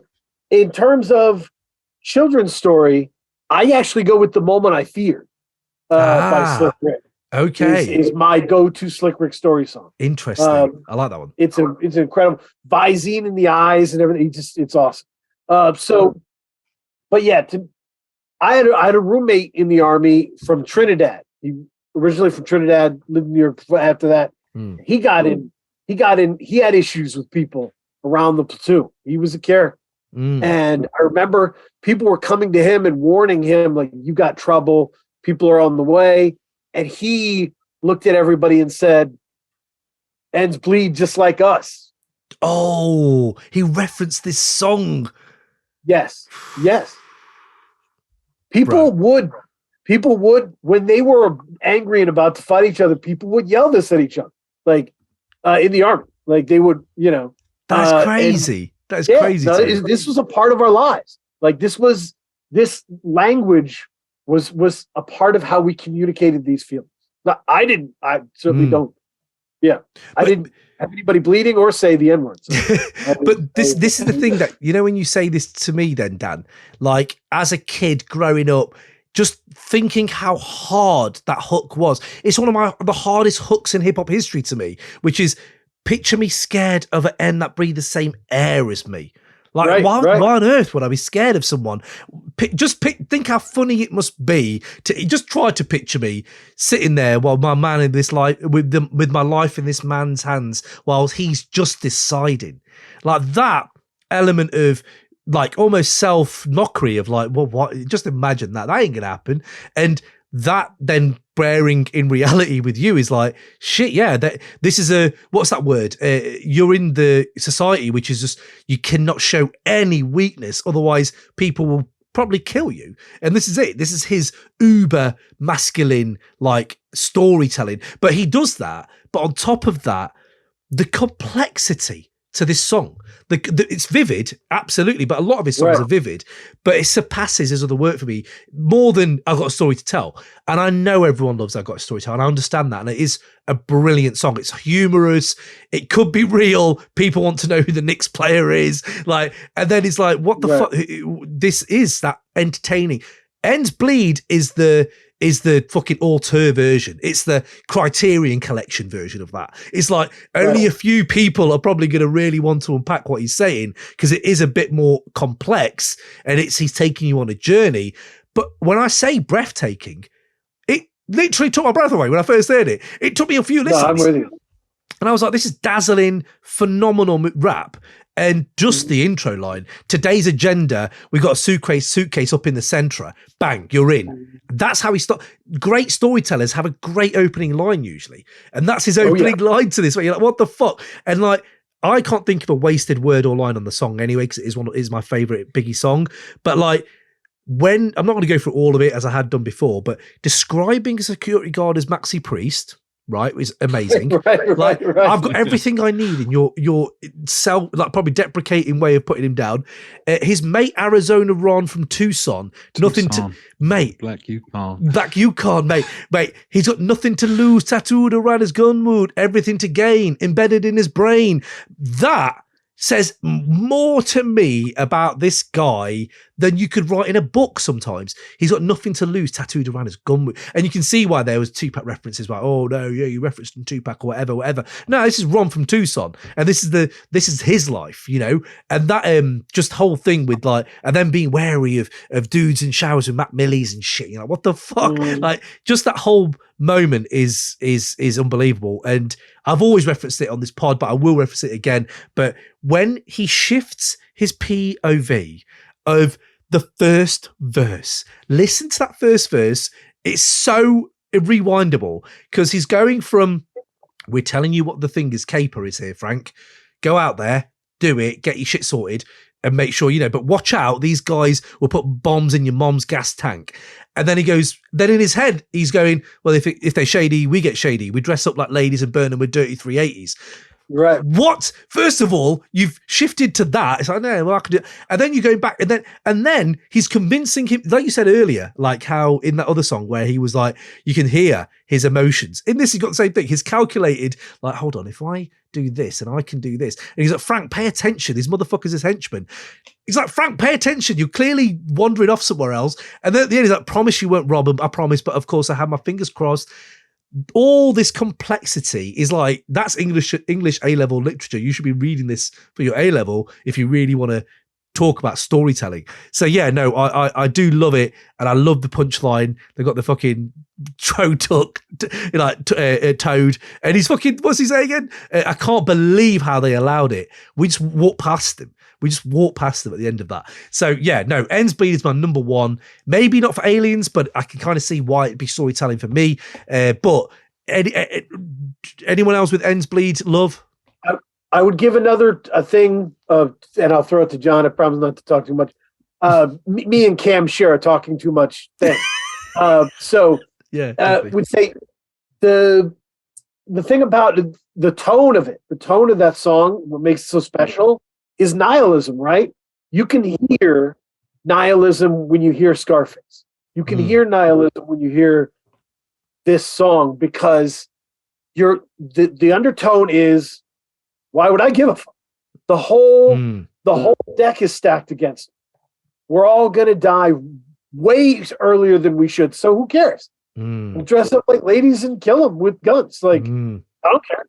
We'll figure it out. Yeah. Like, and that's the undertone of this, and that comes from a lot of pain. Yeah. It comes from a lot. Yeah, definitely. John, ends bleed. Anything from your end there, mate, on that song? Yeah, I think this, if I go full circle about what we were speaking about at the beginning, when we were talking about Gimme the Loot and that storytelling and, internal monologue and like all these different like kind of dynamics that he's using in the way he's writing, you can see the levels are shifting in terms of his ability at this point, right? Like this is someone who's learned from all of the stuff that's come before that he's been able to create and is now able to take some, similar concepts of, telling a story from different perspectives and is in internal monologue and all the comedy, all the humor, all the punchlines, but he's still keeping the menace. Like all of that stuff is coming together to like give you this like story that creates so much imagery in your mind. You're able to like picture these characters, right? Like everyone, they close their eyes can picture Ron, right? Like they can see it in their mind. It's those kind of things that I think at this point he's become such a master of his craft that it's kind of undeniably like brilliant. It's not in mine because again, like for different criteria, right? But I think this is a great example of where Biggie got to in terms of his skill set. Just on this topic, well, I was thinking when you were talking and listing other storytelling songs, the ones that I thought, and again, maybe this is better than them. It's not a necessarily a better list. DMX, Damien. That kind of popped into my mind when we talk about internal monologue. Yes. Mob Deep, Trife Life, and Trife Life Part 2. Great storytelling. Common, Testify. It's a great like the court case thing and explaining that whole case. And Big L, the heist, just from I love Big L so much, but like the flow perspective and again imagery, storytelling, punchlines. The heist is fucking brilliant at just like laying out a story. And I think again, like someone cut off way too short. I think we would have seen stuff like this from Big L, like later down as he starts like honing his craft. Big was just there, like at that point, and able to deliver that stuff at this level. And that's why this is a great track and a great choice. Good shout. Yep. God, I love that, John. Dan, so we have got your last two left, mate. Your last two. I'm really intrigued to know what these are. Let's have a listen then. Go on then. Number 2 and number 1 for you. Drop them. So my first was Warning. Second was Who Shot You. Third was You're Nobody Till Somebody Kills You. So the 2 you don't have are my 4 and 5. My 5th is Suicidal Thoughts. Okay, right. Now, the interesting part is my favorite album in the history of music came out in 1971. It's Just As I Am by Bill Withers, right? Oh, what an album. And it's got a similar song, Better Off Dead, that ends with him shooting himself in the same manner as this. There's what strikes me re-listening to Suicidal Thoughts and what put it over things like the What is how terrifying. Like in the background, Puffy is pleading with him not to kill himself. The vocal doubles are pleading with him to not kill himself. And he is just digging into this like anxiety and self-hate that he had and just flushing it out. And in a way that was so ahead of its time, like Biggie. Well, Jay was special and Biggie were special because they were actually talking about emotions. Whenever I make fun of 90s rap, I kind of discuss it as like there was a lot of Rambo rap. There was a lot of people like killing tons of people, Yeah. The joke is that the Game would love to be in the 90s because he could kill a lot of people in his verses. But Jay would talk about his feelings, and that was really deep. That was really interesting. But Biggie was talking about horrifying shit, like shit that you wouldn't like mention if you were the engineer recording it, you'd be like, do you want to tell us that about your mother? Like, really? You should cut that. But it was incredible. We've talked about Biggie mentioning people, Kwame and Maxi Priest.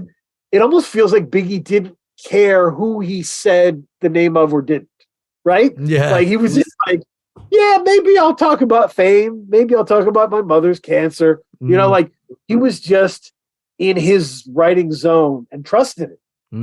So Suicidal Thoughts is really special and really,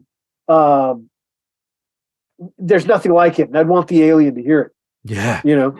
There's not many songs like it outside of maybe Ghetto Boys. They've got a few songs like that we all know about and stuff like that. But there is that moment of, I think the context of this as well, like you have an album which is audacious, it's fucking, you know, swagger, I will kill anything, I will do whatever, rah, rah, bravado all the way through it. And then you slowly get ground down to this guy who's so loathing of himself or his actions, stealing from his mum's purse and shit like that, and like, yes, it's just this stuff where you're like, shit, that must really feel like, I don't know, the kind of just open letter like this like is to his soul. It's just pretty mad. And even doesn't he say like people fronting at my own funeral, like even when he's dead, he can't be resting in peace because of people like that.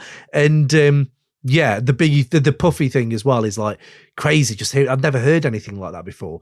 And to end the album with that, the journey made it a real concept for me. They made it fully realized you could just put loads of tracks together, but no, they didn't. They thought Suicidal Thoughts was a way to end it because it is called Ready to Die, and let's really go into the concept of the whole thing. And beat is just fucking austere, like, you know, fucking yeah. Suicidal Thoughts, great shout, man. John, what did you think of Suicidal Thoughts, mate? Yeah, it's a great shout. Again, this is one that always, like when I was younger, would always stand out to me because it's really shocking, right? Like hearing someone essentially commit suicide on a record is not something that you were used to hearing at all. And does, like, the first time you ever hear it is like a bit of a twist at the end of a M. Night Shyamalan movie, right? You're just like, what the fuck just happened? And you have to kind of go, did I like just actually imagine that, or did that actually just happen? And I think as you get older, you start to understand like all the kind of braggadocious stuff in hip hop is a veneer of essentially like PTSD of what it was like to live that lifestyle and be in a country that has racial tensions and tensions with the police, and being from that community, all those different prejudices you're going through and doing what you can to survive, and all of those different pressures building up to the point where you've got these feelings inside of essentially suicide. The difference here that we see from Biggie, that maybe there are other examples of it, but I can't think of any off the top of my head, is vulnerability was not in the vocabulary of rappers. Like, it just wasn't. You'd hear all the other stuff. You'd hear, like, I'll rob people, I'll wear chains, I drive range, and I'm fucking every bitch in the neighborhood. You wouldn't hear, I feel really bad about doing that and about the way I've got this wealth, and now I'm thinking about fucking slitting my wrists, and my mum should have got an abortion. And the only artist that I can think that really like captures that same way that kind of shocked people, not that I'm a massive fan, but was kind of Eminem, right? Like, kind of came out with like jokes and funniness, but was also just very self-deprecating. And I think Biggie does that. Like, he does brags better than anyone else, but somehow manages to be way more humble and self-deprecating than anyone else. And I think, again, that's what makes him so compelling, is he's such a multifaceted person that makes his art really interesting to listen to and absorb, because normally you just get one side, like Drake's just unrequited love dynamic, right? Like, that's it for 10 million albums. Like, cool. Right. Like with Biggie, we get every emotion, every feeling of guilt, angst, success, pain, failure, fear, like all of these things on every album. And this is a great example of that sadness and stuff that you just don't get that from other artists. You're always shielded from that. And I think he's done that in an amazing way on this track. And his growth into the next album. Sorry, Dan, I was just going to say, where you don't get this on the next album. There is no Suicidal Thoughts. Now I've got too much to lose. Now it's you're preying on my downfall. Now it's like, this, you're nobody till somebody kills you. There's an extension of this kind of suicidal thinking into, again, nihilism, like somebody's going to kill you and that's the only reason I'm going to know you, kind of thing. Dan, did you have anything else on? No, I wanted to shout out Drake. For the last 6 years, his content isn't just unrequited love. it's unrequited love due to scheduling issues. Like, you know, I'm in your town for tonight and you have a husband? What is this bullshit? I'm in Utah. Come on. You know? It's fucking hilarious. Yeah, that's hilarious. So your fourth, Dan. What's your number 4? This builds to what John is great. He's been doing great. John made a great point. He said, we were talking about who shot you scales it up, right? And makes it bigger size. Suicidal Thoughts kind of scales it down to where you're trapped with. So Biggie controlled the scale of his songs so well. My fourth was a nod to that. And it's I got a story to tell. I got a story to tell. Okay. So to break that down for me. The thing about it is it's a really unique song. You know, African-American Gentlemen Bleed Just Like Us is like a mafioso rap track. For right? sure. I hear Cool G rap on that beat. But the beat to I Got a Story to Tell is so kind of light and pretty. And then it's him laughing with his friends, talking shit. And like, what I want the alien to know, I actually did. At some point, I had Dreams just playing in my 5. Do you remember that song? Oh, yeah, Dreams, yeah. Dreams of... I had Dreams in my 5 because I wanted the alien to know hip-hop is a safe place for you to say all your weirdest sex shit. Yeah. Cool, Keith. Fuck yeah. You can keep it a buck and just be like, I'm not banging any of the girls in Escape. Like, I'm not doing it. So he poor Escape. Shout out to Escape, caught a stray. Again. But no, like that. What was these like? The shit she kicked, all that shit's legit. Yeah. So wait, she's stressing me to fuck like she was in a rush. We fucked in his bed, quite dangerous. I'm in his ass I'm in her ass while he's playing against the Utah Jazz. Yeah. What the fuck? He came twice, I came last. Roll the grass. Yeah. Like, just hilarious, vivid, just highly sexual, but like confident. Confident. And being fat, it meant a lot. Yeah. Bro. It meant a lot. But he had that whole thing, you know, like calling himself like ugly and like people saying like, you know, how he was, you know, now they're all over me, but you know, that kind of thing. He had this real kind of swagger for it as well, but also self-deprecating stuff. But yeah, I got a story to tell, man. That was the one that did the rounds. When that came out, that album, everyone talked about that song like, oh my God, can you believe? And then he was like, oh, I wrote a song about this once. Yeah, I'm just going to go sit this guy up. You're like, you're just going to get inspiration from your own songs and sit this guy up. And I think the thing that always got me, I think it always annoyed me, which was like he stepped in emotionless and then started saying, "Don't shoot me." It's like, no, he's showing emotion then, Biggie. You've slipped up there, mate. You're a top tier lyricist. But that moment where he said he stood there emotionless and then started showing emotion in the next line always grated on me. Maybe I'm just a really pedantic piece of shit. That's what it was as a kid. I was that guy where they're like, fuck off, Cam. Jesus, trying to enjoy the song. But I do love it. I do love I Got a Story to Tell. I can't deny. I can see exactly why it's in your 5 as well. So yeah, I love that. John, I Got a Story to Tell.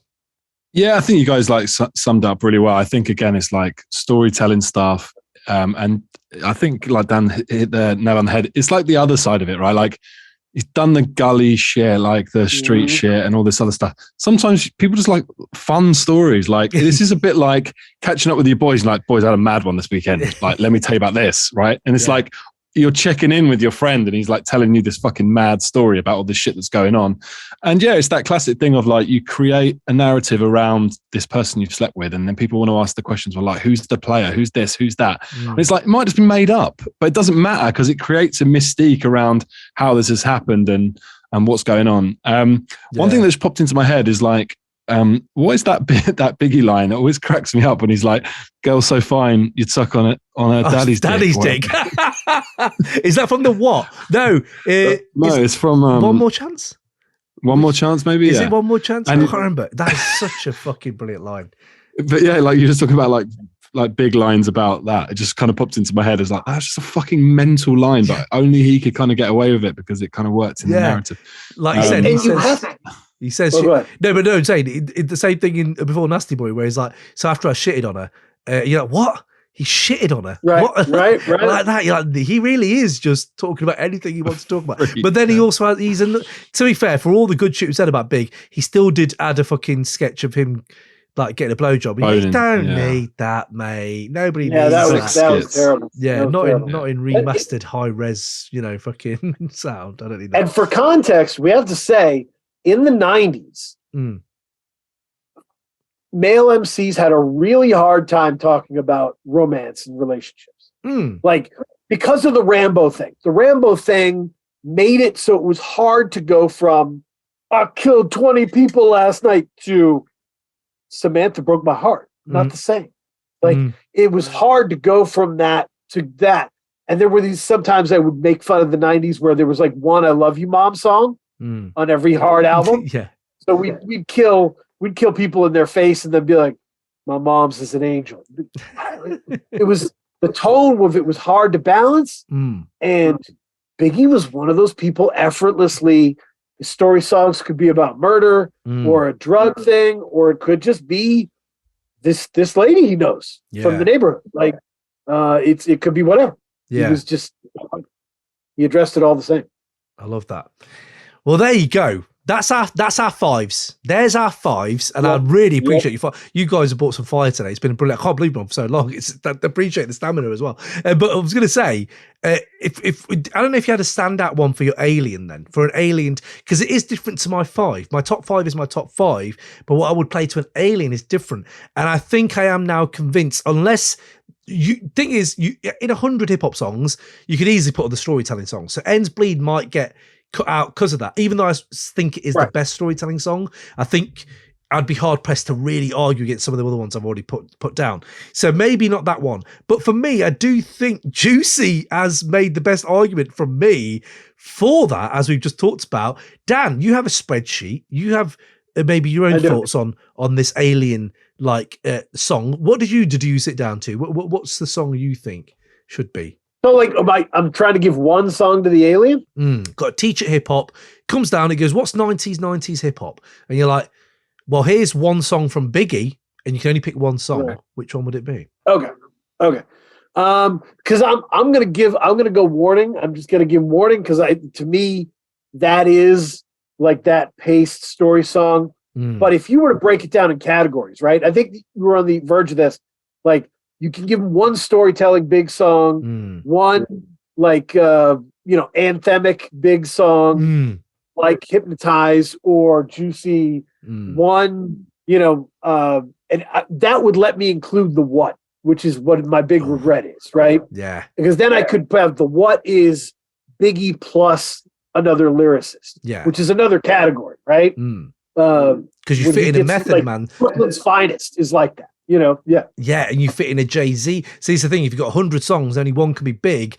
Do you want, how many you can have one Jay-Z song? Yeah, that's it. So if you're only picking one bit, what I'm saying is there better storytelling songs? Is there better anthemic songs? And that's the thing where I come down to, where I think if there's one thing that no one has done better, is probably Juicy, which is that element of the American dream. Although there are elements all through hip-hop about the American dream, no one does it with that much celebratory success, and also it reached more ears. It did reach more ears. So to an Alien, you're like, well, most people also would call this, the karaoke song as well. So it has that as well. So that was my shout as Juicy. John, your shout? Yeah, I mean, I'm sticking with Juicy, and just taking this Alien situation one step further. Right, I assume when this Alien comes back after we've given him all these songs to listen to, these are the best songs. This evolved life form. Once it comes back and we're jamming with it, obviously we're going to go to hip hop events, right? And this is going to be our friend, and we want it to fit in. So you walk in and Juicy comes on, and it doesn't know it. Ooh, that's a problem. Man. No, that's a problem. That is a problem. That is a problem. Yeah. So all I'm saying is, just from a human decency point of view, as a good ambassador for the human race, it's only fair that this delightful species learns Juicy. Otherwise, they're never going to fit in. Otherwise, E.T.'s in the mud and it's getting a beat down with Timberlands. It's getting a Timberland beat down. Can you believe E.T.'s got a Timberland beat down because they didn't know Juicy? Okay. No, yeah, we are the tour guide, right? So we got to show. You can't just not show the Washington Monument. You know what I mean? You're the tour guide. Yeah. So that's the most compelling argument to me. Yeah. I see that. Okay, well, we're going to put it to a vote for the patrons anyway, so it'd be quite interesting what the vote result is in the end. Dan, you came up with a really interesting take on my WhatsApp. Just let's end on that. Actually, let me go into the chat quickly because people might be going to bed right now. I can't imagine they're going to still be around, some of them. So let me quickly just say, here we go. Oh, yeah, the what? Yeah, you talked about that. Ends bleed Suicidal Thoughts and the what just missed out for me, says Ninjas Rose. Ninjas Rose, Suicidal Thoughts, probably my favourite big track. I left it off because I find it hard to revisit on personal reasons. On a light-hearted note, I have got Ready to Die tattooed around my shin bone, which is almost like Ron from Tucson. That's brilliant. I got a story to tell. It's in my top 5 because of that beat, says Steve Piper. Let's not sleep on that beat. That beat is sick. And the Utah Jazz line, yeah. I weirdly drawn a parallel between Biggie and Carr, says Ninjas Rose. The ability to sum up so much by saying so little, just in a vastly different way. Yeah. Put Billy Woods in that as well. Put Rock Marciano in that as well. John's pragmatic thinking is second to none, says Ninjas Rose. There you go. Dano, I want John as an inner voice. Yeah, to untangle my brain. Yes, yeah, that'd be brilliant. Let's please have that. So Dan, what was the thing? Go on, break it down for us. What did you want us to? All right, so, and this is me just going deep into my counter historical ideas. So Biggie was having an interesting career. If he doesn't get murdered in March, shout out to all the people that have told me that Puffy killed him. I love hearing hip hop conspiracies. If you have any hip hop conspiracy, email me at goodspiritedgoons@freemusicempire.com. So this one is he doesn't get murdered, continues living. If that happens, who would you be most excited to hear him rap with on songs? I sat with this. I came up with, I think it was like 11 possibles. Right. And I've got my pick for who it would have to be. Break them down. So I got to look. So Scarface. Yes. DMX. Love that. Missy Elliott. Oh, yeah. Right. Ghostface Killer. Which you can have Ghostface and Ray if you want to do that both. Oh, verbal intercourse. We want to do that. Verbal intercourse too. Oh, MF Doom, 100%. Black Thought, Busta Rhymes, Lil Wayne. We had him with Busta Rhymes, didn't we? Got a dark horse here, Dizzy Rascal. Oh, I can see that in a remix somewhere.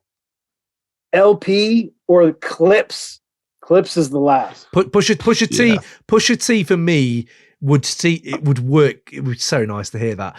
Did we not get him with Busta on the Flavor in Your Ear remix? And it was a nice little that the whole remix is wicked because he has so many different styles. But yeah, I do like that. Oh, John, have you got any from that? Because I DMX. You don't put Eminem in there. We already got Eminem, didn't we? We already got Eminem dead wrong. So I love the thinking. The Dizzy thing's really interesting. You've heard that track with Giggs called Nutcracker, Dizzy and Giggs. Ooh. And that is, when you said it, I was like, Biggie doing the Giggs like the slower flow with Dizzy doing the like double time flow. That sort of sound combination could have been great. I thought about this. So I was thinking, okay, he doesn't die, right? Like that kind of changes Jay-Z a lot, right? Like, and I know we had them together on Brooklyn's Finest, but like if Big doesn't die, eventually he's like gets to a point where, you know, Jay-Z's trajectory kind of was like outgrew Rockefeller and became his own thing. Biggie's outgrowing Puff at some point and going, hang on a minute, I don't need to be giving away like all of this stuff. I need to do my own thing. And I think we could have been in a scenario where that Jay-Z and Big are closer and do more artistically together. And Brooklyn's Finest is fucking fire. Like that is such a, it doesn't actually get talked about that much considering how ridiculous it is. Like two of the greatest ever on that track going absolutely fire back to back. Amazing. So I imagine like more of that essentially would be great. I just went straight up and just thought, okay, what other essentially Kings of New York have we had that would have been really interesting? I'd have loved 50 and Big would have been fucking great, wouldn't it? Like 50 and Big. Like imagine a Big feature on Get Rich or Die Trying. Like, it'd be ridiculous. Would have been ridiculous. I would have loved to hear, not so much like them both rapping on the track, but I would have loved to have heard Big on a Kanye Soul Beats era instrumental. Interesting. Just think Jay-Z, right? Just Jay-Z on Kanye beats is amazing. Imagine like peak Big would have been great. And just for the reference earlier about Lil Fame on The Warning, MOP, like imagine Big on Anti-Up remix. Would have been fucking sick. I know. Just MOP's energy with Big, like that combination would have just been amazing. And obviously that relationship and rapport they would have had. They were the ones that popped into my mind, just kind of, I think that would have been nice combinations. Oh, Cam, many men with Biggie. Oh, come on. Many men. Yeah, he would work on that beat. This is the thing. I think there's even people at that time that you regret, like him and Pun. Him and Pun on a song would have been monumental. It's like we have Black Thought and Pun, and we have that now, so we know how good it worked. So that would have been for me up there. I even think Pete Cannabis.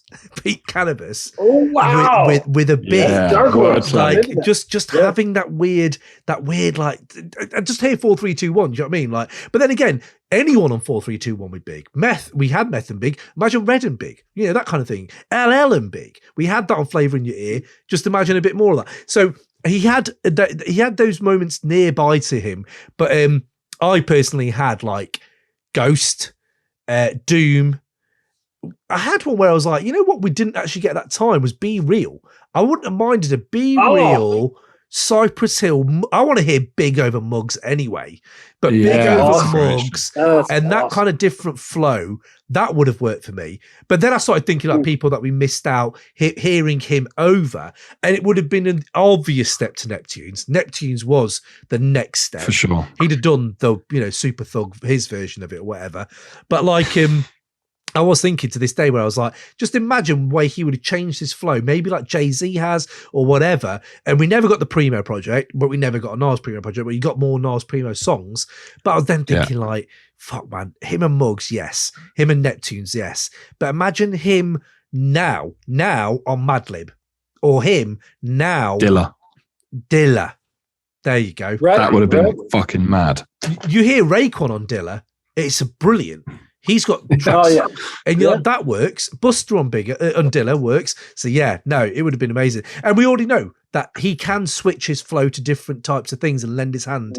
So I hope that's a brilliant way to cap this off. It has been a 2.5 hours Biggie loving, and I didn't know if you guys had anything else to say on it. Boom Biddy Bye Bye, Cypress Hill with Biggie would have been amazing. Can I tell you my number one pick? Oh, sorry. Yeah, go. Sorry, of course. So, and this goes back to the Biggie as a trumpet, right? Mm-hmm. Biggie as a trumpet, DMX is an electric guitar. Okay. And so I want to hear those two against one another. I'm not sure I want it on like a Swizz Beatz beat, maybe a Dame Grease or like a Bink. But maybe Bink. That I want to hear DMX, that like rough, rugged kind of energy. Oh, and Biggie smoothing it out. Biggie being able to naturally parse and smooth that out. Here it is for you then, mate. 24 Hours to Live. If he'd gone Harlem World, he'd have done that. He'd have done Harlem World. He'd probably still be with Bad Boy at that point, and he would have got with DMX, and 24 Hours to Live would have been a perfect one for him, because they all have that. The Locks kill it. He kills it. Jada's amazing. And then just imagine Biggie coming in with his verse about how he had 24 Hours to Live. Ooh. Yeah, absolutely. What about Ends Done Started Something? That with Biggie would have been fucking fire. And if we want to go like pure, just absolute trash beat, Money Cash Hose, Jay-Z and DMX, throw Big on there. It's going to be fucking fire. And it would work. It would work. I like that beat. I like that beat. Golden Axe. Same, I love it. Golden People Axe, hate it. Yeah. Golden Axe. Exactly. But just those three on it would have been crazy. Yeah. Oh, imagine that in was that 99, 98? Ooh, mate. Three kings right there on a fucking track. That's what I mean. Jesus. It's been fire. Yep. Do you know what we didn't get a lot of though? Him over RZA, him over Wu. To hear him maybe, can't, but then I can see Nas definitely more on, Cuban Links, but just hearing something from a Wu, can't hear Big on Liquid Swords at all, but like there might have been something that Meth could have done that would have worked better for him. But yeah, man, just been so sick. I'm so glad we got to cover all these moments of Biggie. Sorry, Dan, you were going to say something. Dan. No, I was going to say, put him on Supreme Clientele. Oh. Yeah. Oh, buck 50. Bit of buck 50 with, mate, shit. I wonder, because already he had Ray and Ghost doing the slang. And although I don't think there's a lot of slang in Biggie. There is slang, but it's not as skied out, all that shit as some people are. And I wonder if that had become more of his thing or if he would have leaned more into the humor. I don't know. But yeah, he definitely had that mastery of storytelling. So I'd be interested if he did a storytelling fucking album. Do you know what I mean? Like a concept album. It would be amazing. But all the what ifs you want. Hopefully we get to this again, but we are going to be doing more top fives to get this alien list panned out. So hopefully get a few more artists we can cover, and love to have you guys back on. What are you guys up to? Where can we find you? And what should we watch out for? Dan, what you got coming, man? You already got something cooking. Let's we go to patreon.com /for Free Music Empire. We just posted, this. We had like I said, some guests didn't go. Whenever a guest doesn't show, I just go to the Patreon users and ask them what old album I should review. And Sankofa, shout out to Sankofa, he suggested The Iceberg, the Freedom of Speech, album from Ice-T, 1989. Was awesome. Digging into that was really cool. Wicked. So that's great. We got lots of cool stuff coming down the line with guests, and we're about to heat up with album releases. Keep people on your radar. Sketch 185 is coming out with an album that's going to be really important. Odyssey dropped today. Odyssey dropped an album today. Yep, Odyssey. Oh, yep. Shit, I didn't even know that. Okay, I've got to check. But this is it. I love the fact that we can talk about Biggie, and yet there's still all these underground cats that you can really still touch into and get so much out of. So, no, I love that. Fuck, wicked. John, what are you up to next, man, and where can we find you? Yeah, if people want to find me, my handle everywhere is @TheRealJohnBass, JONBASS. Do you know what? We've been trying to think of ways we can bring back Notorious P.O.D. that has some relevance, because and I know that you've struggled with this, right? I don't really fuck with that much modern hip hop, right? I really struggle with it. So there's a handful, well, not even a handful. There's a decent sized list of classics that people want to hear reviewed, and so that was what Notorious P.O.D. started as. And you came on and did the Chronic, and we've gone through all of the considered high value albums. We tried to do other ones that were personal favorites. About 5 people listened to it, because if you don't know the album, it's very hard for people to get into it, right? So we really struggled with that. And then, life takes over, it gets busy. But there are some really old, old episodes on there that are worth listening back. They're kind of evergreen. So yeah, if you want to check them out, they're on Spotify, on Apple Podcasts, Notorious P.O.D. So yeah, feel free to have a listen to those. I'll just round out by saying, the last time I was on, I missed out getting the infamous in to Crate 808. And you asked a question earlier about 3-track runs on albums. Now, on the infamous, you have Survival of the Fittest, Eye for an Eye, and Give Up the Goods. 3 in a row. I rest my case. Thank you all, and good night. Yeah. That Yeah, shit. Yeah, Fucking fire. Oh, yeah. Good, I like that. Keep flying that out, infamous flag, mate. One day it'll get in. One day it'll get into Create 08. Has to. No. I just keep bringing it back to compete against other albums forever until it gets in. No, Infamous is amazing. It's just that I was going to sell on Earth. But I'm joking. Everyone, please calm down. But yeah, no, okay, fair play. And yes, do go check. And you know what? For all these, it's a fucking hard job doing podcasts. So people go out there. Can you please rate and review all the pods, please, for us as well? And spread the word. I think a lot of it is just spreading the word. And we love having you on patreon.com/Create808 to join in these live chats. Get over there to Dan's Patreon as well and help support this little community we've got going on, man. So let's jump in quickly to the chat before we bust a groove. So I thought, Steve Piper, I'll throw Sean Price in there. Sean P and Biggie. Steve, that's great. I love that. Oh, that's good. Ninja Rose, Big and Push with perfection. Kind of works, doesn't it? Push actually recently said he impersonated Biggie the whole way through his Hell Hath No Fury. It's just the coke shit, isn't it? Like it works perfectly. Them two would have been amazing. Yeah. Great show. Oh, Ninja Rose, Big and Conway. Most Def and Big would have been ridiculous. Over a primo beat. And this is a nice one from Jack P, Biggie and Danny Brown. I know we're just listing name rappers here, but genuinely think about that one. That's an off-kilter one. That could have been crazy. I think Big could have rode that energy. Absolutely. Well, thank you very much. We shall all catch you soon. Create08.com. Catch it all there. And yeah, peace out, boys. Boom. Baby. Yeah, baby.